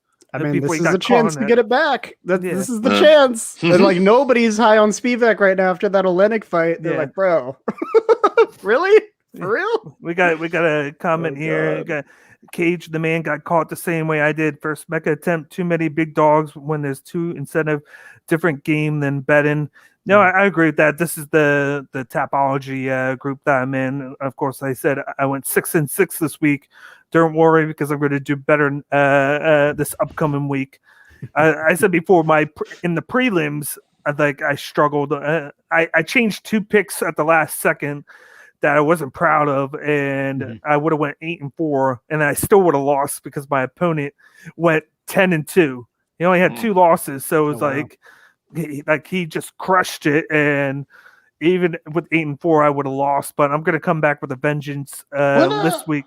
What about Walt Harris? What's he ranked these days? I know he had a couple number losses. 11. Number 11 still. No one cares because he sucks. I was just thinking, he's very explosive though. Him and Ty could have an interesting banger. I think Ty would. Yeah, that'd be kind of him. Fun. Yeah, I think Ty could take him. Yeah. We were off air, and me and Jim, he does the previews with me, and I was like, they need to just put Walt Harris against Spivak so that they can put a smile on my face. Loser leaves town. Yeah, loser leaves town. They have to retire. I gotta say because they're both guys that are falling off. Spivak, miraculously won just because. And the fighter that he was fighting is 43, and the most knockoutable guy in the division, and he couldn't make it happen. make it happen. He couldn't even do that, and I was actually rooting against Spivak there, which is crazy because I wanted Spivak to win in the first place. Right. And he just mid-fight, I was just like, I'm banning ship. I want him to lose. Go Olenek. Go Olenek. It's like I said on that review card. It's very rare to see an embarrassing win, but that's what we got. We got an embarrassing win from Spivak in that Olenek fight. But it's kind of tough to see who you would put Tai Tuivasa against now. Like, do you give him those rematches, or do you give him Sergey Pavlovich, or even Walt Harris? I would kind of want to see him go against Walt Harris just because he's at 11. He hasn't fought him. That'd be an interesting fight because Walt Harris is a guy that likes to go gung ho. I can see it going the same way. Yeah. But I mean, what happens if he wins though? Because let's say he hits that number 11 spot. Now he's up against Tim Aspinall right below him, Chris Daukaus right above him, even guys like Tabora. And then once you get closer to the top 5, you got Rosenstruck, Volkov. Like there's a ton of guys. He's just outclassed. I think he'd even have trouble against like Sakai because of how well-rounded he is. I think he's going to be a Cowboy Cerrone of that heavyweight division at best. Like he's going to be a guy. He takes fights. He could be like a gatekeeper. He's going to be entertaining, Sure. but I don't ever see him in that champion unless something really changes. Like I don't see him in that. The top champion. 6 guys all do like a Anderson Silva leg break, just in there I do think consecutively.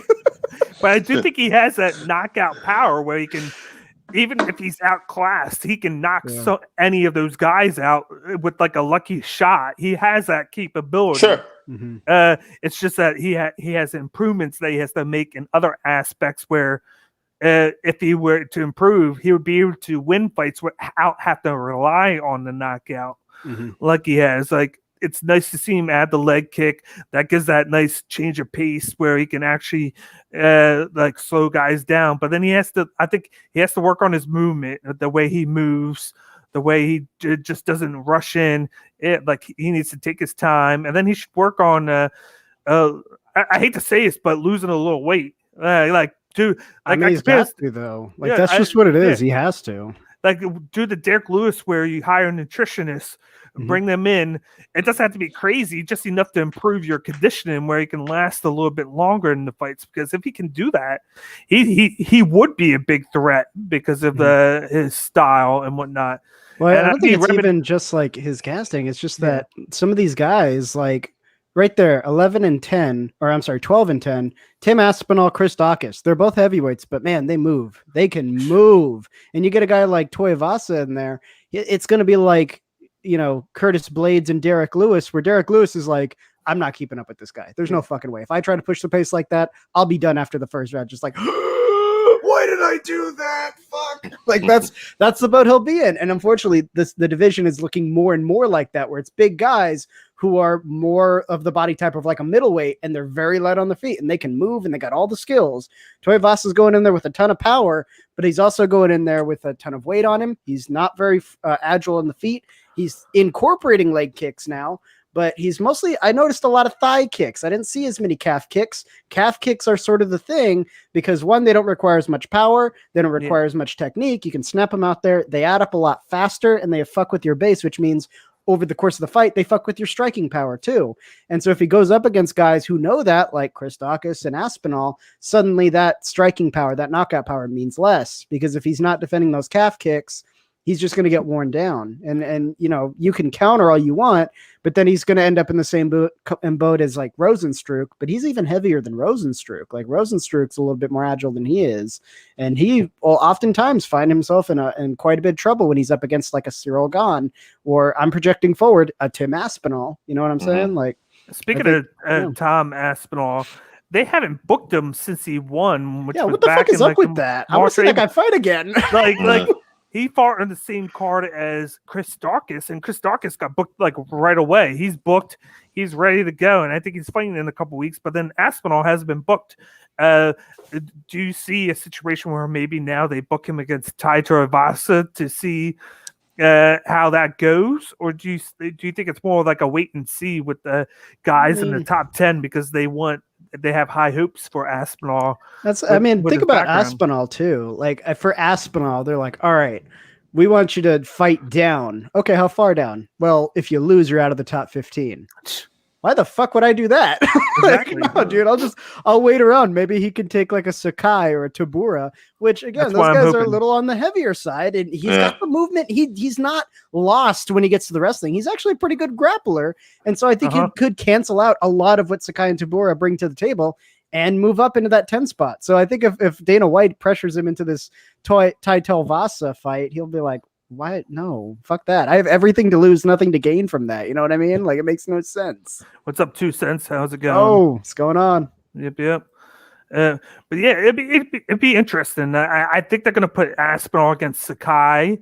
Yeah, That'd be cool. obviously at the spot there. He's coming in off a loss, and usually how they work it is a guy outside of the top 10. They want to feed him to a guy in the top 10 that lost most of the time. So I could see that. And then with Tuivasa, it's going to be a wait and see. Maybe the game, like we said, a rematch. I would actually put him against Ivanov again and see how he does there, since he only lost by decision. Yeah.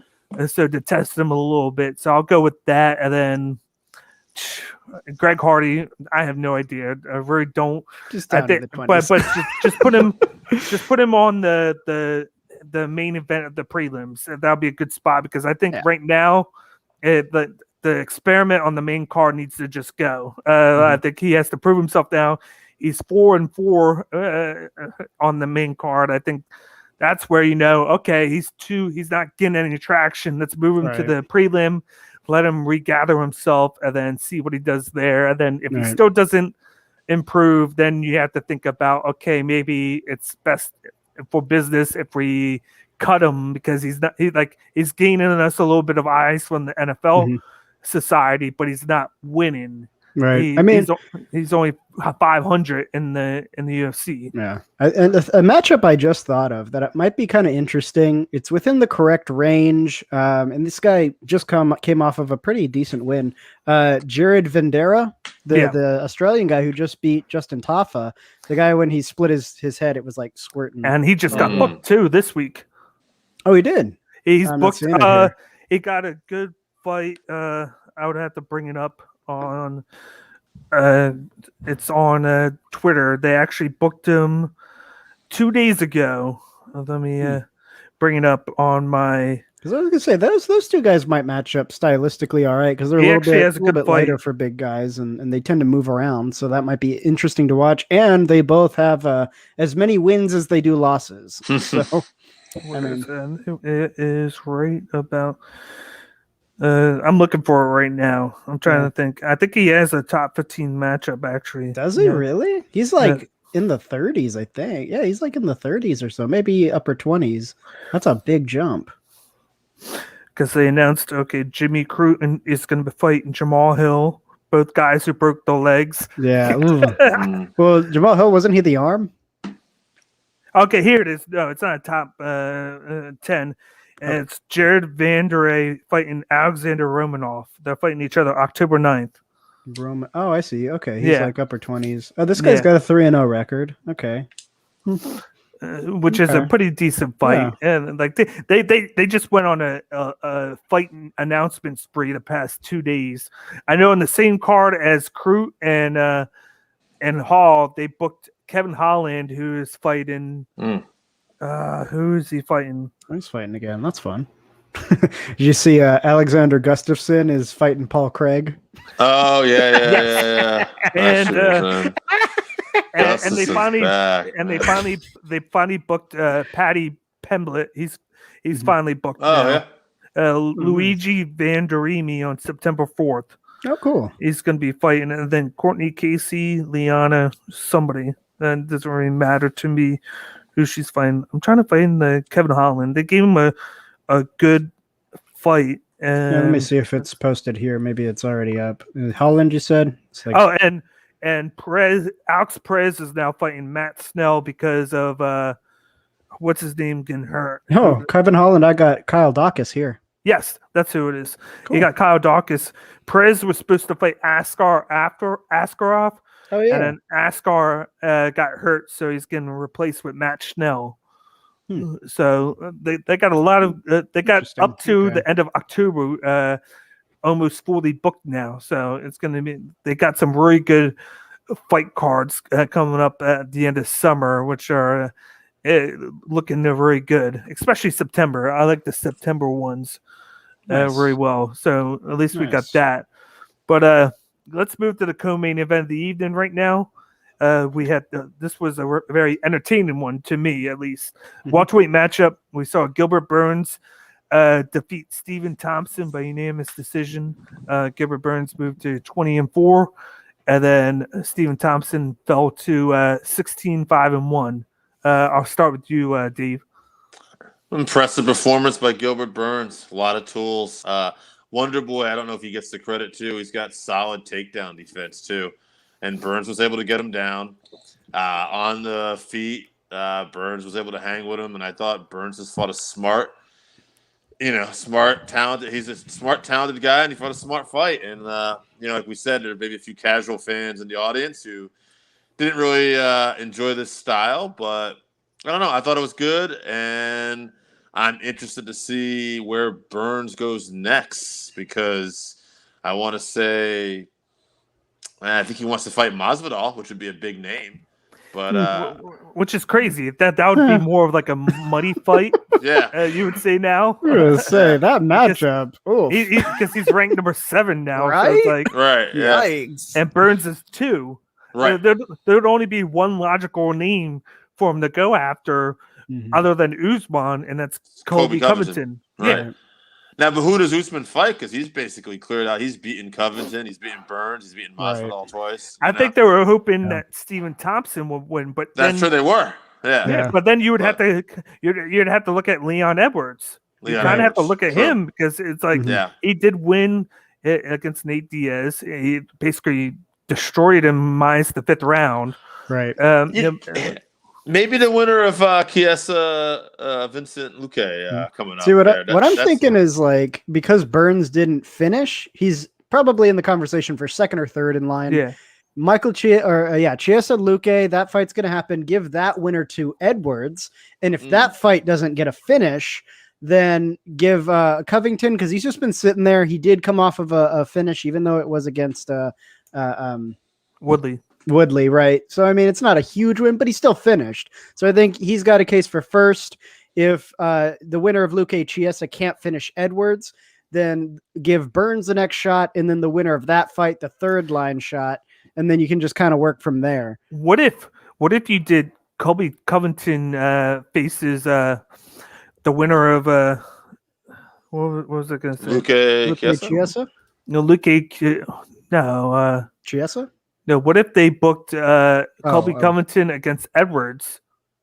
I don't think Covington will do it. And then you book Burns against the winner of Chiesa Luque. That'd be cool. But I think Burns might not want to do that, because there's not as big of names. Like the draw for Jorge Masvidal is the name, but otherwise it makes no sense for him to fight down. He's in the number 2 spot, dude. Like. And that division tends to get logjam. So if he loses that 2 spot, how long until he climbs his way back up? You know what I mean? Like, how long is he going to have to wait? So for him, it wouldn't make sense. So then the only logical name for him would be Covington, because he's not going to get that. But I don't think Covington wants it, though. I don't think Covington would do that fight. I think Covington is just dead set on a rematch with Usman. So he's kind of holding everything up. It's like Usman doesn't want to fight Covington because he already fucking beat him. And then Covington's like, I don't want to fight anybody except Usman. Well, what if the UFC actually smartened up and was like, okay, we're going to do Usman Covington 2, and then you book Burns against Edwards. That would make sense. On the same card. Do it on the same card. Yeah. You'd be solidified there, because you got the one, you got the champ versus 1, and then you got 2 versus 3. Yeah. And then if anything happens, and with somebody bailing out due to injury in the main event, you just move somebody right on up. Pass them up. And you can even tell, like, Edwards and Burns, the winner of this gets the next shot. They would do it for that. Even though Burns would be fighting down, he'd be like, look, if I beat this guy and I get a title shot, it's worth it. So I think that would entice everybody involved, and then let Luque Chiesa maybe get a shot. The winner of that get a shot at Thompson, so that way Thompson might have an opportunity to, get back into the conversation, or just get moved out of the conversation entirely, depending on the result.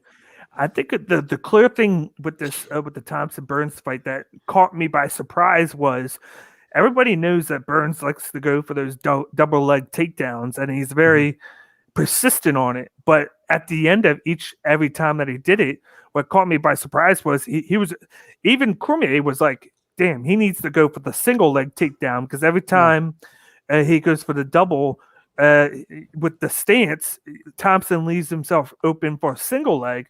And I guess he heard him, because then you saw him at the end of the first one. Oh, got the single leg, and then he took him down, and it was very easy for him to do that. And he did it.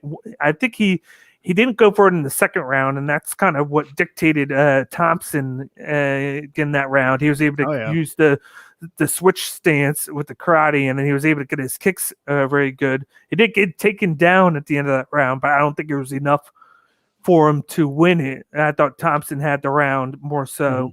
But then he got to it in the third. The third, like, to me, the third was very close. Like, I thought that I went with the side of caution and said Burns won, but I thought that there was a good chance that they could have went Thompson, because he had those two big shots in the third round that I thought there was like that had Burns wobbling, but then he got the takedown, and then I was like, they've been scoring this fight weird, where I thought that they were gonna go with the takedown very heavy. Like, once he got the takedown, it was like, oh, he wins the round with how the judges been in. And then I saw the scorecard today, and everybody gave Thompson the second round, and then 1 and 3. That's how I had it. To Burns. But I think one of the judges was really weird. They did 2 and 3 to the 1 and 2 to Burns, and then they gave 3 to Thompson. And I'm like, what? I was like, what? That's I was like, that's weird, but that is strange, because like I had it for the first goes to Burns, because they were feeling each other out, and then Burns just forced that wrestling situation, got the takedown pretty early, and he just stayed in top position half guard for like 2 minutes. Right. Like he clearly just won in terms of control time in the wrestling. Like, the striking didn't even have enough time to pick up any steam at all. So that was clearly Burns. I gave the second to Thompson because of that lead leg. He was just landing that lead leg almost at will.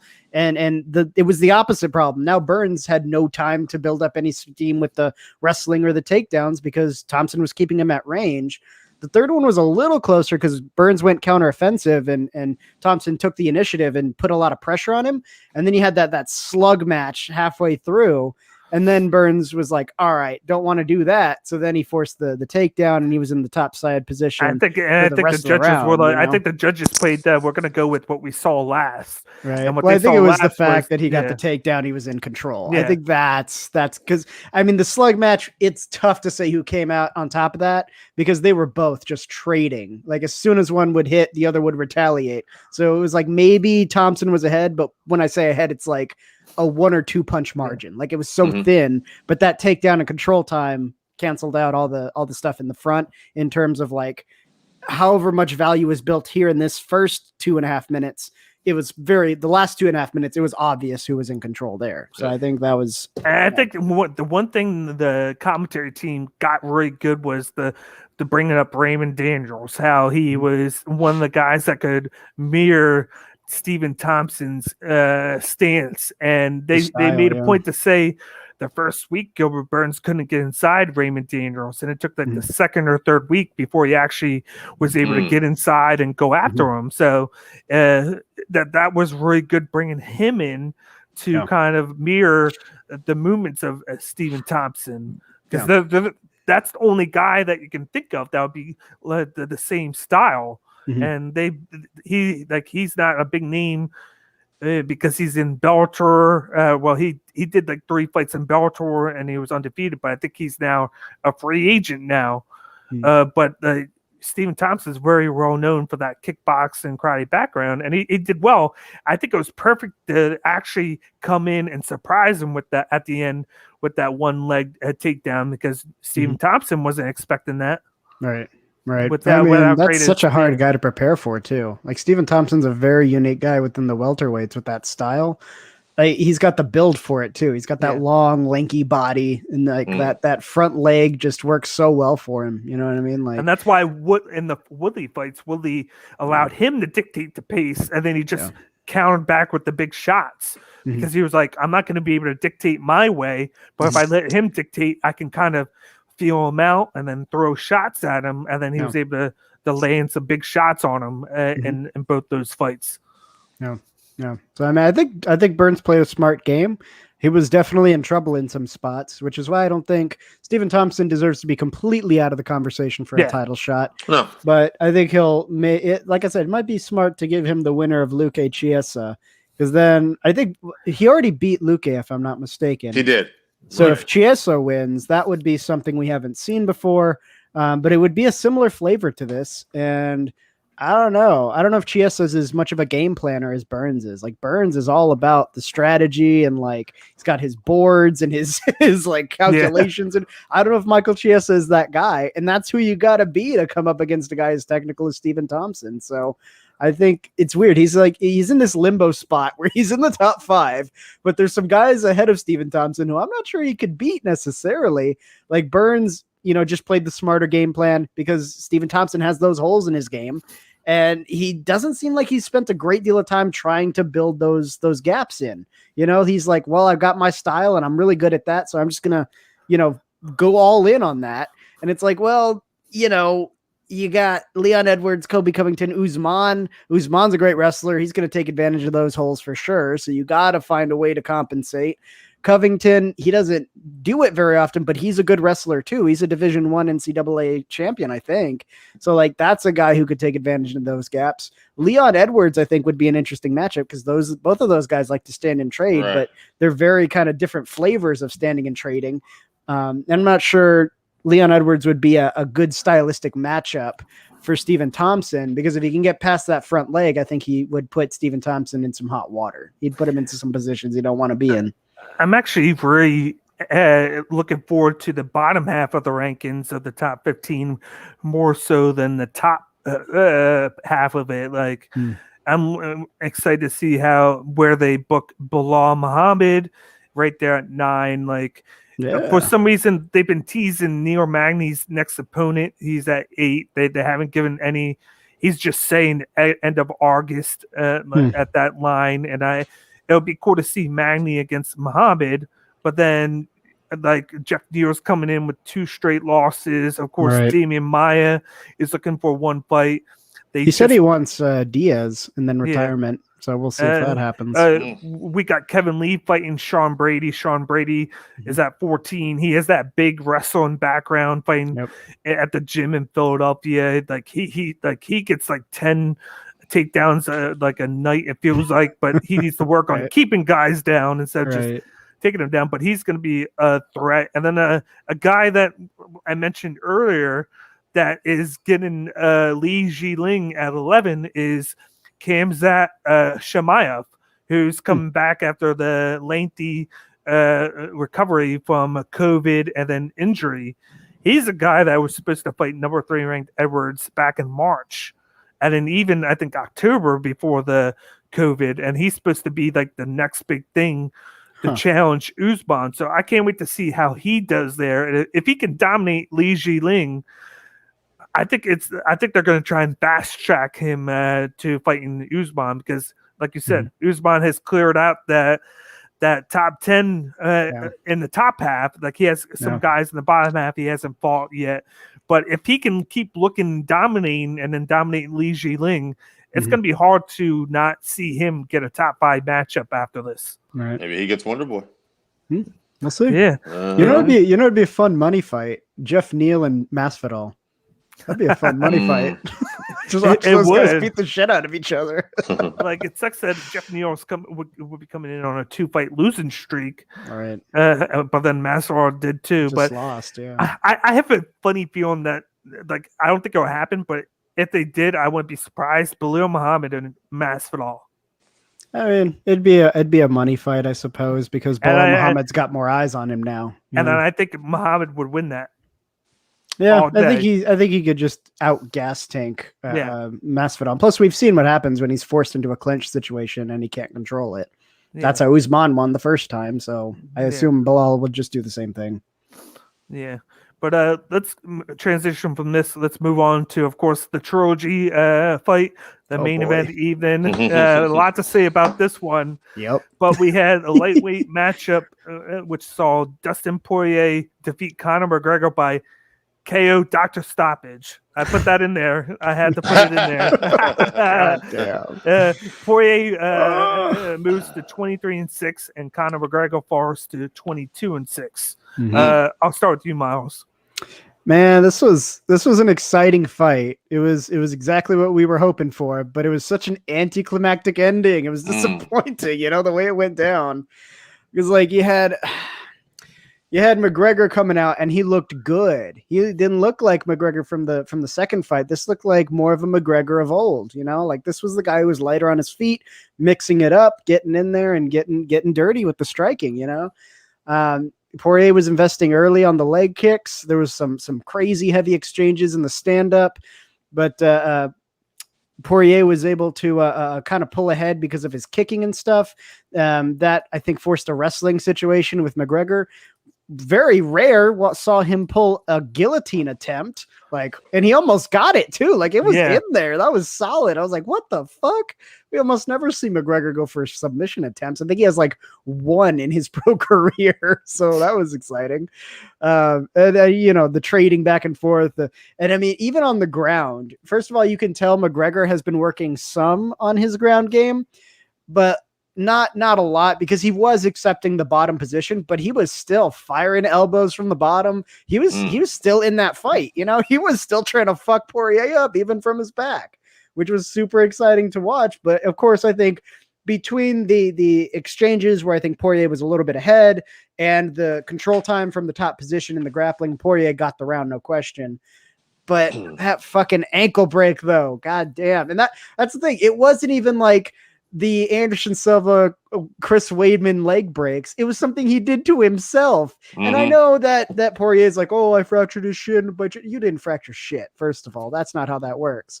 The type of fracture that McGregor would have had to have for that to be what happened, it would have had to be a green stick fracture. That would have stopped the fight right fucking there. There's no way. So I like how he pointed at him as it happened. He's like, yeah. I think he saw it. Yeah, I think he watched it in real time. Go, oh fuck, what? but man, it's just like one of those things where that's why technique is so fucking important. And I know McGregor is just like a natural born fighter. He's got a ton of athleticism, and for a long time in his career, when he was dominating, he would brag how he was so untrained and so unrefined. But that's why it matters. That right fucking there. You broke your own fucking ankle because your footwork is shit. So, I mean, he just stepped and he put the weight on the wrong angle at the wrong time and just sank into it and popped it looked like what happened. He popped the ball and socket joint just like that right out and fucked his ankle up real good. So that was a really anticlimactic ending, especially because he made it to the end of the round. We're like, oh, we're going to get a second. And then they were like, nope. Just kidding. It's like, fuck, bro. Because the leg break was at 5 seconds and he was on the ground. You see it and he fall down. And then Poirier went just hit him and he hit him, but then the bell rang. Well, it was because of that stand-up exchange. It looked like it might have been something Poirier did. Maybe he rocked him or something and he lost his footing. And I think that's why the ref didn't catch it. And then he let it keep going to the ground and pound Poirier had. And they were like, it'll be good. It was McGregor coming in, and then when he stepped back from missing the strike, that's when he stepped wrong. And wasn't Poirier returning a punch when he was stepping back? I think, he was, because he missed. I think that's why Poirier the ref missed it. He missed. Poirier then followed with one, and then he stepped back, and then boom. It breaks it, and then they called it, and then you see the call for Dr. Stoppage. Call for Dr. Stoppage. He was pointing at it, just what is this shit?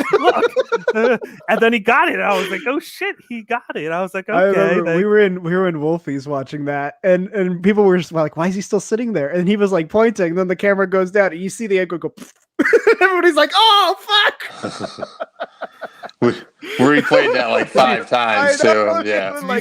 Here's from this angle in slow motion, so you can watch the foot full under. Did you see Sean O'Malley's tweet about it? Oh no, I didn't see it. He said Conor's he's trying to be like Sugar Sean O'Malley, because he got carried out on the stretcher like he did. He's like he's trying to imitate me.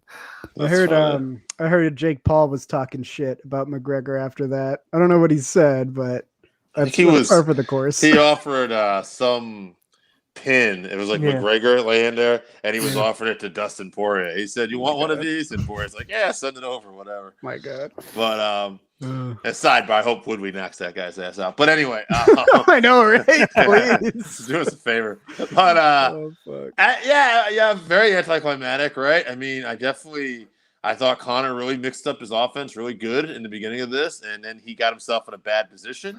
But I don't think he was like, okay, not counting obviously what was going to happen to his ankle. I didn't think he was really that hurt or anything. Like if we had gone round 2, it would have been very interesting. There was something though.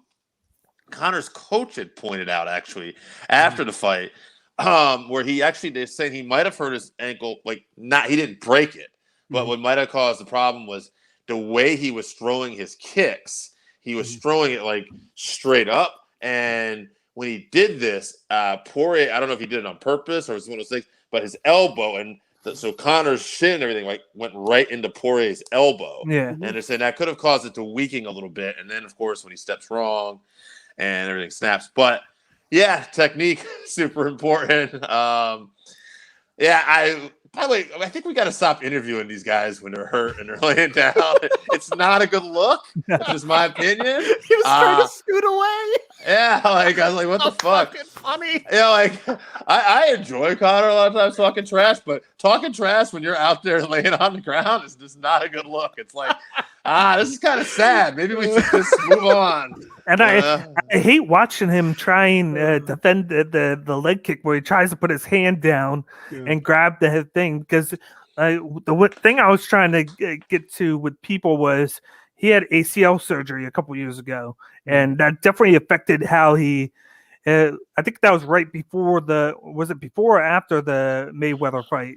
But then he started to rely too heavy on the boxing, and then he kind of got away from that karate style that he was known for using the distance, and he actually started to use it a little bit in the beginning of this, and then he was using the kicks a lot, which I was like, okay, a little bit of vintage McGregor, but then he kind of got away from that, and then I thought it was kind of he made the wrong move going for that guillotine, because he kind of like when he did it, if he wasn't going to get it, he was going to give his back up, and then it was going to be okay, he's going to get taken to the ground.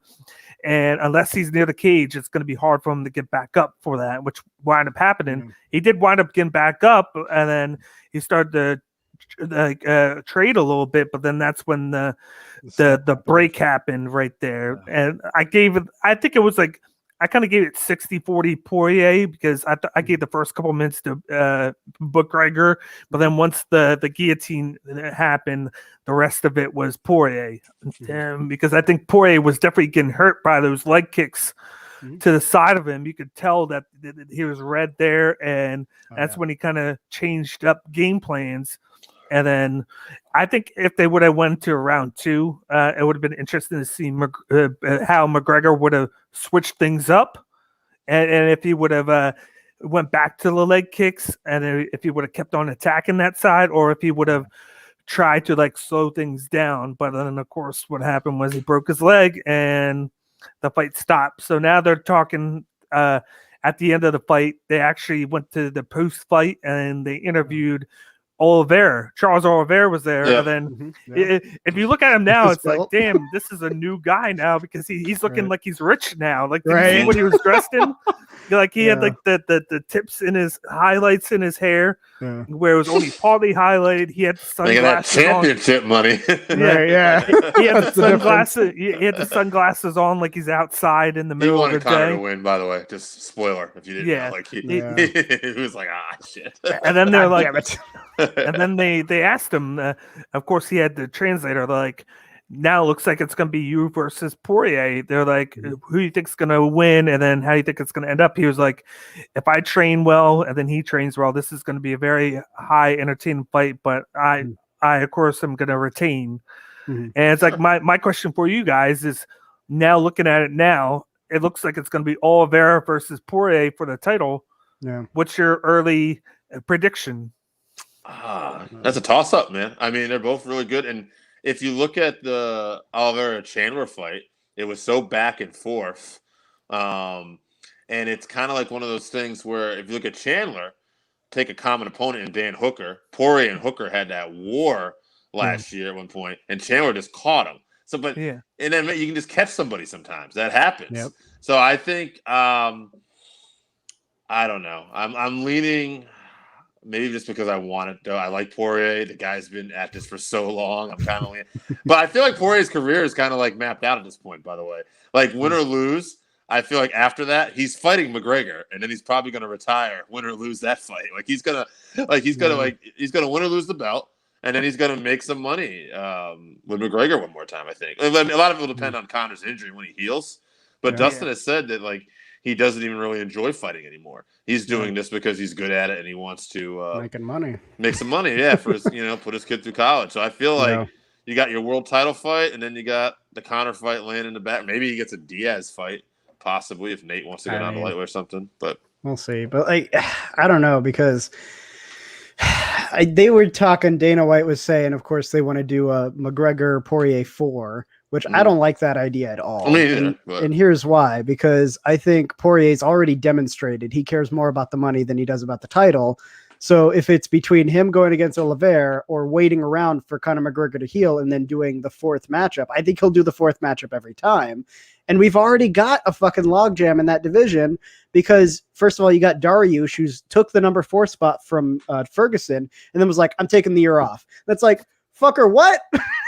So back of the line, bitch. The only 2 people who are free and like hungry to fight right now who are in the conversation for a title match are Chandler and Gaethje, which that's probably a good matchup to do there.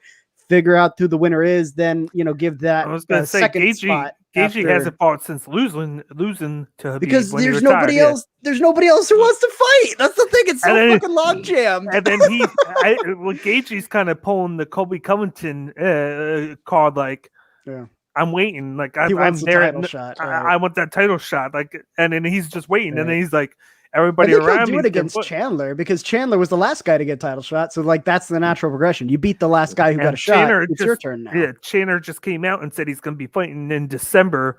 It's just that they don't have an opponent yet for him. So could it be that'd be perfect timing for him? Fucked the whole thing up when he said I'm taking the year off. That would have been the matchup. But he's like, fuck y'all, I'm gonna go home. It was but then bitch. But then they also asked Dariush, and he was like, oh, if I was given a title shot and they offered me it now, I'd come in, of course, and fight. Right. So, but otherwise, he doesn't give a fuck, and that's kind of the problem. Is that it's causing this big logjam, and then you put McGregor. Okay, take him out for a second. Next year, put him back in. We're probably still going to be in this fucking logjam, and that's just going to make things worse because now Poirier will be less interested in doing a matchup for the title, and he'll just want the McGregor money fight again.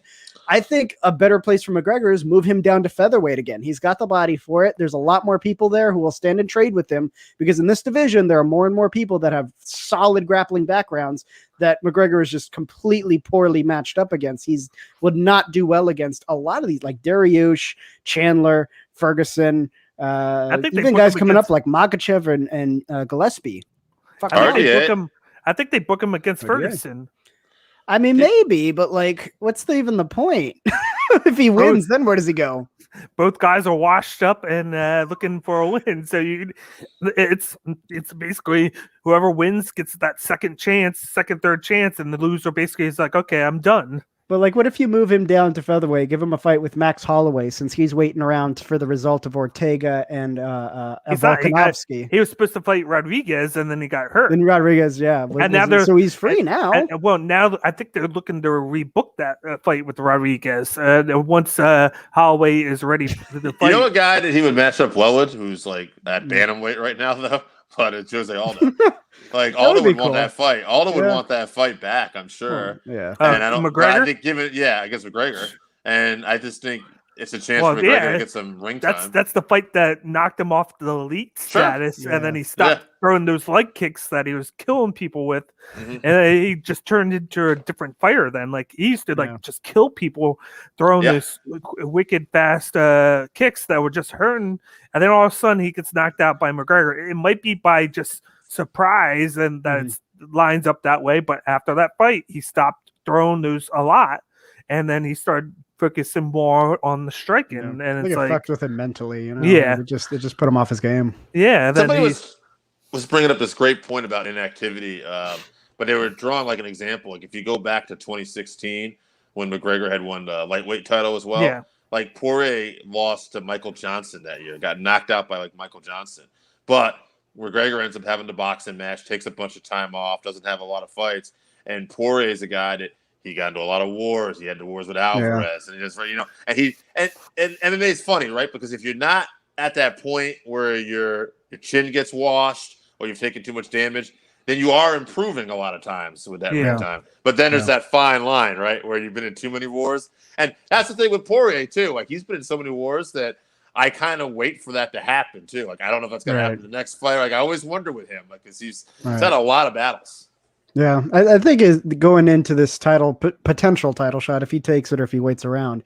If he goes up against Oliveira's been improving dramatically. Yes. With the hands, like, holy shit, that was nuts. The way he knocked out Chandler, nobody saw that coming. No. But on top of that, he's getting more dangerous in the hands. He's already lethal as fuck on the floor. Right. And He's I think, elite status. Yeah. Exactly. Like I think if this fight happens, I think Olivier knows enough now to hold his own. He can't go to war the way like Hooker did with Poirier. I don't think he's there yet, but I think he knows enough to like problem solve on the feet, take it down to the ground where he's got all the experience in the world, and put Poirier in positions that he just can't. There's no amount of training Poirier can do to catch up to Olivier's ground game. It's just not possible. The gap is too wide, and I think that's where Olivier will probably win that fight. Yeah, it's definitely the matchup that I like with the Oliveira. It's just if he gets Poirier down, which is very easily possible because I've seen holes in Poirier's game. Yeah, I think it's like it's none for Poirier because I also like Oliveira is kind of long too. For the division, he's long. Long and lanky, and it boosts in his favor because of his grappling style. Yeah, and then he just has to avoid those big shots from Poirier, but Poirier puts himself into positions to bad positions because it gives him better shots at hitting the opponent.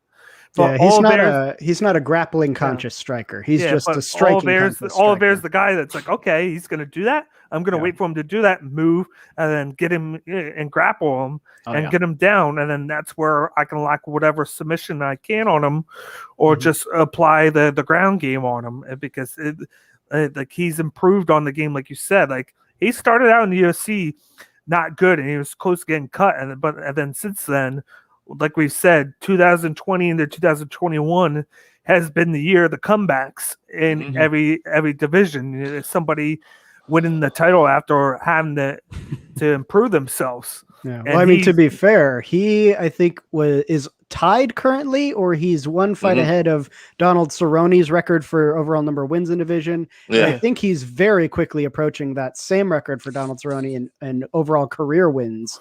So I mean, the guy has been working real fucking hard. And I think the commentating said it the best. Like he's been quietly rewriting the history books because he's not the guy who has big flashy finishes, but he is the guy who gets the job done. Yeah. I mean, he started off as a featherweight too. And I think he had issues with weight early in his career. Yeah. And, but he was always good. Even then he was dangerous. But then when he went to lightweight, maybe not right in the beginning, but he was definitely, you could see a different fighter. And he's just been, again, one of those guys constantly improving and evolving. 31-8 career fights. That's his career record. 31-8. That's nuts. I'm looking at it now, like from his like first loss in 2010 when he was 14-0. Like he lost to guys like Jim Miller, Don Cerrone, Cub Swanson, Frankie Edgar, Max Holloway, Anthony Pettis, Ricardo Lamas, and Paul Felder was the last one he lost to. Yeah. But then in that same time, he has beaten Jeremy Stevens, Nick Lance, Miles Drury, who's in Bellator now, Clay Guida, Jim Moore. He revenged that. He beat Nick Lance again. Jared Gordon, who was looking good up until he beat him. Kevin Lee, Tony Ferguson, and Michael Chandler. So he's had a lot of good fights that he's had over the years. That's been able to mold him into the guy that he is now, and then move it up to lightweight has helped out a lot because he's not fighting those quick, smaller guys that can just move around and beat him with volume. He's a great example of like MMA and pro boxing. Like he learned from his fights. He didn't get, like he didn't have like the best record early on. Like he did lose some of those fights, but he kept getting better and better. And because MMA, unlike boxing, you're not going to just be like, considered washed up because you have 2 or 3 losses.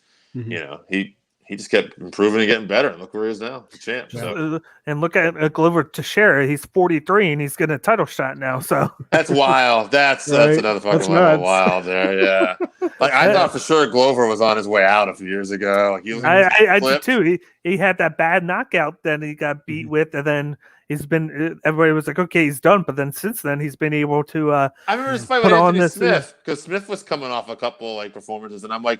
All right, he's probably going to finish Glover because no, it was quite the opposite. Like Glover, like hurt and knocked his teeth out. Like I was like, what the fuck? Yeah. Well, I mean, to be fair, regardless of who wins that matchup, I think even if Glover wins, he's still got to go through Yuri Prochaska, and I don't think he'll survive that. Oh, that's gonna be... I don't think he'll make it out of that one. Even that, and then there's even Rakic. Yeah, Rakic is pretty solid. Which he won, but not in spectacular fashion against Santos. But then he was there at number 2, and they were like, okay, we're gonna go Yuri Prochaska anyway. Like that's a fucking monster. They have to they have to book Rakic against Prochaska. That has to happen. Yeah, that'd be a big time fight there, even at the 2-3 spot. I'd be like, that's a main event style right there. Just like we finally get, just like we've been like saying for weeks now. I mean, we're like, okay, they got to do Giga Chikatsuke and they're doing Edson Barbosa. We're like, we got to see the battle of leg kicks. It's so exciting. And last week when they announced that, I think I almost flipped my laptop over in excitement. I was like, be dope. When is that fight anyway? It's the main event of I think August 24th. Hell yeah. That they gave it the main event spot. It's the same card as Brady and Lee. Sean Brady and Kevin Lee. But I'm like, damn, I was like, you got a main event where it's the ranked number 9 guy against number 10, and they throw just together they throw over 100 leg kicks. I'm like, they had to do like a prop bet over under the whole fight and then just go with 75. All right. Just even then you still got like the Giga kick that could end it super early. If he just lands that liver shot, man. Those guys are gonna fucking bang. That's gonna be awesome. It's gonna be good. And then Barbosa added that striking. Like I'm still picturing that shot to Burgos where he goes to move up and then he just goes. Yeah, that slow knockout. Yeah, because like his body's there, but his mental game was like already gone. Feet gave out from under him like immediately. It was like in slow motion. He was trying to catch. It's like he had that. It's like he had that. It's like he had that out of body experience where he's like his body's there, but like his like soul was like behind him, just like pulling him back. Like no, I was gonna say it was still in the fight, but the body was like falling off. Right? Yes. And then he just had that weird like reaction. It was like, oh my god. And it was crazy, but I'm excited for that. That's like that shouldn't be the most anticipated, but it is for me. We also got Sanhagen Dillashaw coming up, not this week, really good. Next week. That's gonna be a banger. That's gonna be a banger. Dude. I was just talking about this with somebody because like you don't know what to expect with TJ because of the layoff, but like I don't count his like flyweight fight with Cejudo because he looked like a ghost going into that fight. But like if this is the TJ of old, like that we've seen in the past against Cody and other fighters, like that's gonna be a Dominic great Cruz. fight. Dominic Cruz. Yeah, I mean, like I'm really excited to see this because Sanhagen's been super impressive in his last couple performances. That jumping knee victory over Edgar. Yeah, Edgar, and then even before that, right? Did he hit somebody else with that? Was it Moraes? I don't remember now. Moraes. He beat Moraes with a nice strike because that was his first fight after losing to Sterling by submission. Yeah. So he's had a couple back-to-back really quick first-round finishes going against TJ, and like what version? Like we don't know what we'll see with TJ, but if it's the TJ of old, it's super exciting. I hope it's a TJ of old, just because it'd be great to have somebody like because I think Jan is just going to be like no offense to Sterling, I like Sterling, but he's gonna lose. Right, Yana was winning that fight. So at least to see that the TJ I jumped ship, old, so right, the TJ of old could come back. You'd have something exciting maybe potentially in that fight. I still think Jan is the guy, no matter what. I have to see something otherwise, but the TJ of old would be a fun matchup. So we'll see. Oh yeah, like me and Miles talked about it. Like I was on Sterling going that I've since then jumped ship. Oh, sure. I swam like across sea, and now like I am big on Jan, but like we had this conversation a couple weeks ago where I'm on the Rob Font bandwagon now. I love Rob Font. And he's gonna be waiting, of course. I feel like it could be a situation where maybe you got him fighting the winner of Dillashaw Sandhagen. Because Jan and Sterling's going to be in October. Did O'Malley mention Rob Font? Which I was like, that was a bad idea if he did. He named him sort of because he was talking about Cody because he lost. Cody lost to Font, and then he challenged. And then O'Malley was like, "I'll fight you, Cody." And then Cody was like, "Yeah, you're not on my level yet. Go to somebody else." And then Cody's actually moving to flyweight. He's really. I think he's fighting Kai Car France. Oh, that'll be interesting. Okay. I think that's the name that's being floated around. And then he mentioned it, and then Kai Car France had a response back on Twitter. So he's going to be moving to a different division. If he can get a couple wins, I mean, he's going to be, because of his name, they might want to push him in a title match with Brandon Moreno, which is great for Brandon. Yeah. That'd be cool. Yeah, it'll be interesting. But yeah, like you're going to have guys that are waiting. What if they trade Figueiredo for Garbrandt? Just flip up those guys. You know what I mean? That'd be cool. Ooh. Right? That'd be cool. It's like we said before. Imagine Figueiredo not having to cut weight and then fighting Peter Yan. Hell yeah. That'd be a fucking war, man. Hell yeah. Because Figueiredo has that like ace in his sleeve with that guillotine that he just easily locks in on everybody, and then everybody just like taps out to it. It's like it's like, oh, you got the better striking. I'm just gonna. Isn't he the guy that rides like water buffaloes too? And I see something of him doing some shit like that. But Figueiredo, he's a crazy dude. But Figueiredo was struggling to gain to make weight at that division. He had to cut like 30 pounds, and it's like, and then he was like struggling every fight, but then he was still knocking guys out, and then I mean, even the shots he was hitting Brandon with, like Brandon's got an iron chin, like super impressive. But imagine him when he doesn't have to cut that weight and he's in better conditioning. Sure. I think he's probably more of a natural bantamweight anyway. Like that would just be a better fit for him, you know. But like, just to have him enter in and give him the winner of Aldo Munoz. Oh, that'd be a fucking war, man. All it can do is all favor have Peter Yan knock out Sterling, and then you feed Sterling to Figueiredo and have him knock him out, and then you just clear him out, and then be like, okay, we're done with you. So fun story. My ex-wife's brother-in-law, he fought a couple fights. Thane Stimson, he was out of Alpha Male. Okay. One of the guys he lost to early in his career, he decided he wasn't going to fight anymore. He just his family. And I always wondered if he would have rethought this. Rob Font, early in his career. And I'm thinking man, did you know that guy was going to be like one of the top UFC? Because maybe you could have kept going. Right, yeah. I mean, he's probably thought, fuck, I got finished by some no-name guy. I might as well just give up. And then it's like later on you're watching like, man, this guy's pretty good. I should have kept this going. You know, I think like the same guys who lost to Thane, Thane Stimson. Oh, there it is. Yeah. Was that like second fight? It's in Reality Fighting June 2nd, 2012 in Connecticut. Yep. It was his featherweight. It was his featherweight debut. He beat Stinson by first round knockout. Yep. Yeah. And I always thought, man, like you probably took that loss a little harder than you had to. Because the story on Font, I remember reading an article about him too, was he was delivering pizzas, and he was I don't know if he was in Florida. I know he's a Massachusetts guy, but wherever he was at the time, and he saw people practicing MMA like in his garage, and he's like, "What are you guys doing?" And he thought it was cool, so he ended up like joining a gym. And I was like, "So yeah, I imagine back in those early days, if you heard the stories about him too, like, there's no way this guy's gonna be good." Well, he was. Oh, that's funny. So, that's crazy though. Yeah, he was 2-1 at the time, and now Rob Font is 19-4. So sure. Yeah, so ended up doing well. It's crazy. Imagine that extra 10 years Stinson would have had if he would have kept going. I don't know. Yeah, I never asked him. I saw him at a few ex-wife. So I saw him at a few family functions, and he was a cool guy. But I was like, I didn't want to bring it up. I wasn't that close. Where it's like, hey, you think you could have kept going? I don't know. Oh shit! I always thought it was cool. They didn't have the right attitude. I thought they were always like, "Oh yeah, we don't really like Rob Font." I'm like, "Why? Like that's cool. Like you lost to the guy who he's really good. You didn't lose to some,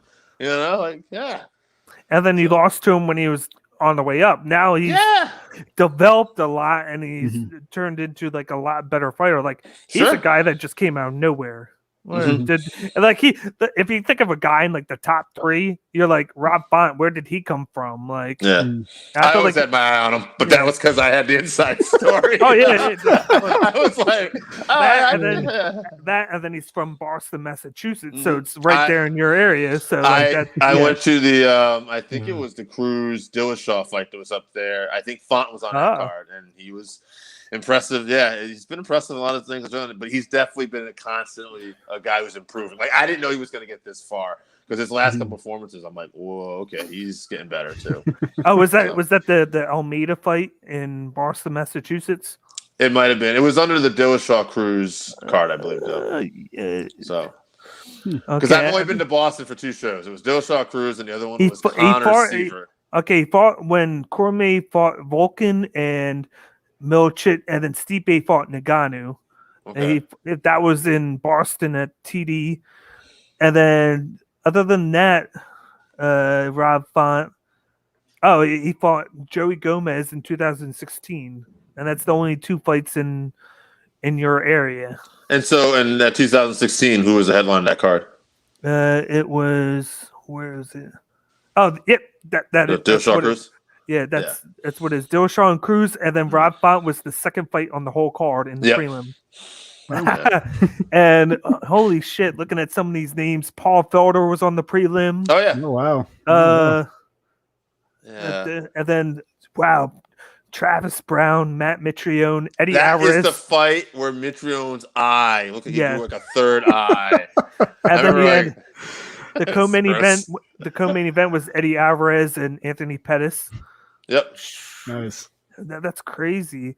They have Felder and Font on the prelims now, Felder is retired, and then Font's basically he's a main card guy now. Yep. That's crazy. I was looking at stuff like a year ago where I was watching like a big time fight, and I'm like, damn, the very first fight on the card was like Kai Car France against Davison Figueiredo or something like that. It was something crazy, and you're like, these are guys that are top 5 in the division now, and they were like the very first fight, the opener on the whole card, going on very early. It's like you look at guys now that have made the transition. Right. Well, I guess it just shows you how light the divisions were back then. You know what I mean? Like those guys could just shoot right up. And at that time, those early prelims were on Facebook. So it'd be like, oh, I'm not watching that fight. It's on Facebook. It's going to take too long to watch, and then you got to transition. Now they got the whole prelim on ESPN Plus now, or ESPN, where it makes it a lot easier now. Yeah, which is good. But do you got any final thoughts before we get ready to wrap up? Great card. It was super exciting, very entertaining. I can't wait to. I think just you brought it up. I'm just the next fight I'm actually really looking forward to is that Dillashaw Sandhagen fight. I want to see what we get there. So. Oh yeah, I'm not sleeping on Makhachev Moises either. That's going to be a good one. I always like watching Makhachev fight. I'm puzzled why he's fighting down so far. Like this guy's been on a winning streak. He should be fighting up. Or at the very least, give him like a Gregor Gillespie. That'd be a cool fight. But for some reason, he's fighting down significantly. I think we'll probably see another Makhachev win. Guy's on fire right now, and he's gonna be a real problem for this division. But it was very sneaky because when they booked it, Moses wasn't even in the top 15. They book it, and then the next week you see Moses debut at 15 there. So it was like them being like, okay, he was on the rankings. Let's move him to 15 to give him people to be like, okay, that's why he's in the rankings now. Yeah. They just moved him on up quietly with no one really knowing. Ugh. And it's like you said, this is a guy that I think is going to challenge for the title soon because he's a Habib protege, and then ever since it's kind of funny how he moves into that top 10 once Habib retires. Right. And because you knew they don't want to have Habib going against his protege. And it was kind of funny. They showed a video of them like wrestling last week. And of course, Habib is just miles ahead of everybody. But they're like, Habib was like, yeah, I'm better than him. But now that I'm not in the division, like he's going to take over now because even though I'm better than him, he's light years ahead of everybody in that division wrestling style. So what's the old saying? The only person who can hope to beat the master is the student. Yeah.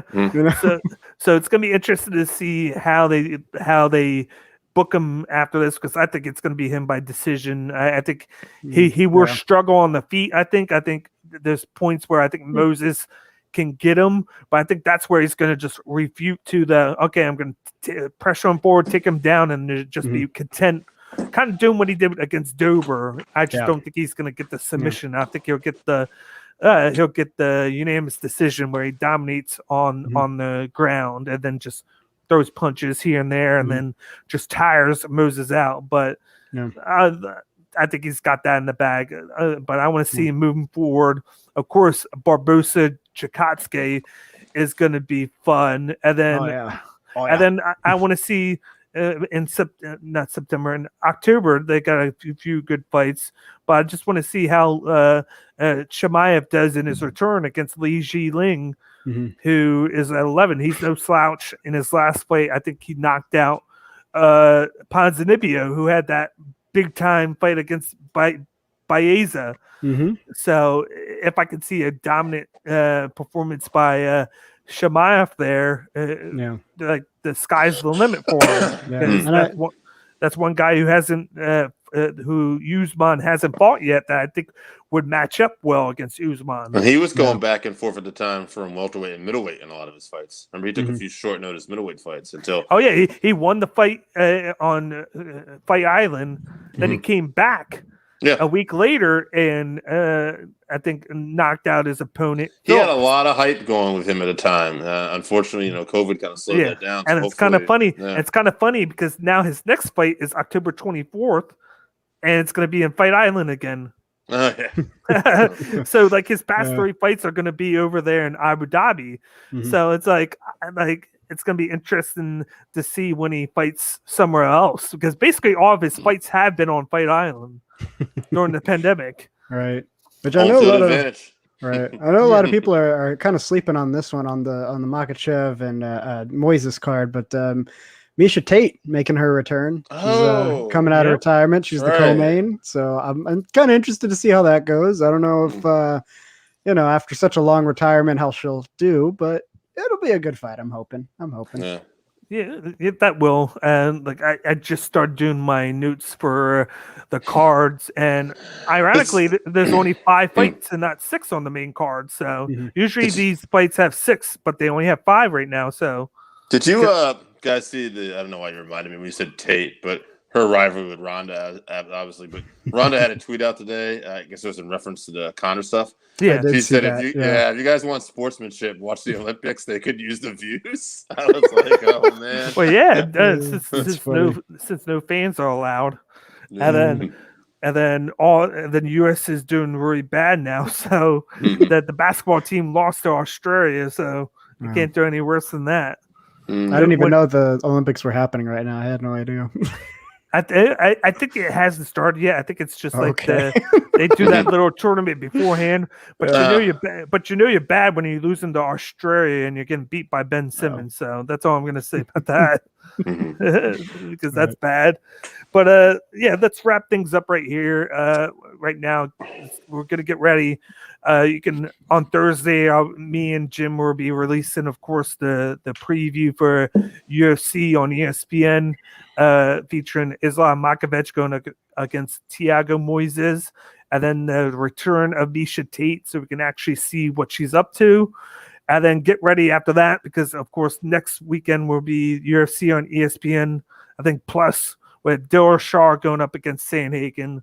So we got a couple of good fight nights per se to look forward to, and then even after that, Uriah Hall and Sean Strickland. Yeah, it's gonna be a good one. That's gonna be a nice one to see if Uriah Hall can take that next step, or if Sean Strickland will take the next step over him.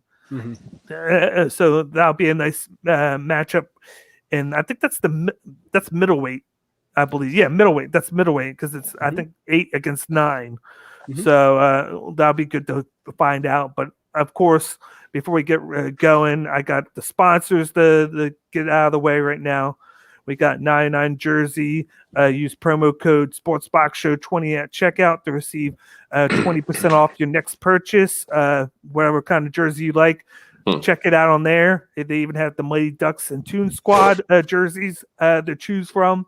So just whatever you like, go to 99jersey.com. Put promo code SportsBoxShow20 at checkout, and then enjoy as you get 20% off. Then you got Oddsjam. All you got to do is go to the link in our bio, sign up, and watch as you never miss a bet again.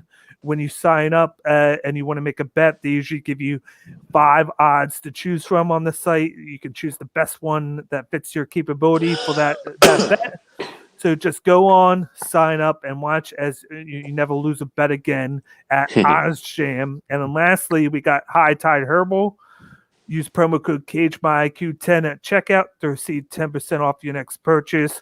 This is a company owned by coaches and trainers who specialize in quick recovery. All their products have a CBD oil in it to help with the recovery process. So if you're an athlete looking to recover faster, just go to High Tide Herbal and use some of their products. And once again, use promo code CageMyIQ10 at checkout to receive 10% off your next purchase. And then, of course, lastly, once again, you got our merch that we came out with. Go to fightersfirst.shop, scroll down to Cage My IQ collection, and choose from one of our 4 shirts to choose from. We got 3 different styles of the same shirt. Vintage, we got old school, and then I believe regular. And then we got the hoodie. So if you want to get a hoodie for get ready for the fall, go get that. And then if you want to just get the regular shirt, just choose from the 30 different styles. And then I'm sure in the future we're going to come out with a white shirt to go with the black one right now. And then if you have any ideas of what other colors to bring out, let us know. Just comment on the video on our videos and subscribe to the page we have on YouTube at Fighters First. So as always, I'm Dan. This is Miles, and then this is the man they call Dave from the Working Fans podcast. You can find them on every Saturday, I believe at 1:00. Yep. 1:00 on the Buzz Facebook page, YouTube, and Twitter. But that's a wrap for tonight, and then we will talk to you guys later. Later, guys. Thank you, guys. Later. Yep.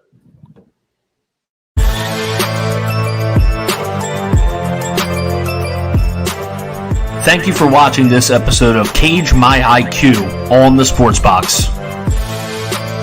Please remember to follow us on all of our social media outlets. On Facebook at Sportsbox Show, Twitter at Sportsbox Show, Instagram at The Sportsbox Show. Find us on YouTube and join Outside the Box, our Facebook sports discussion group. The Sports Box is brought to you by our sponsor, Showcase Sports in Hamilton. Showcase Sports for the elite athlete. And also our friends over at CrowdPlay. Download the free CrowdPlay app today and use promo code THEBOX at sign up for 10 free points. Thank you for joining us.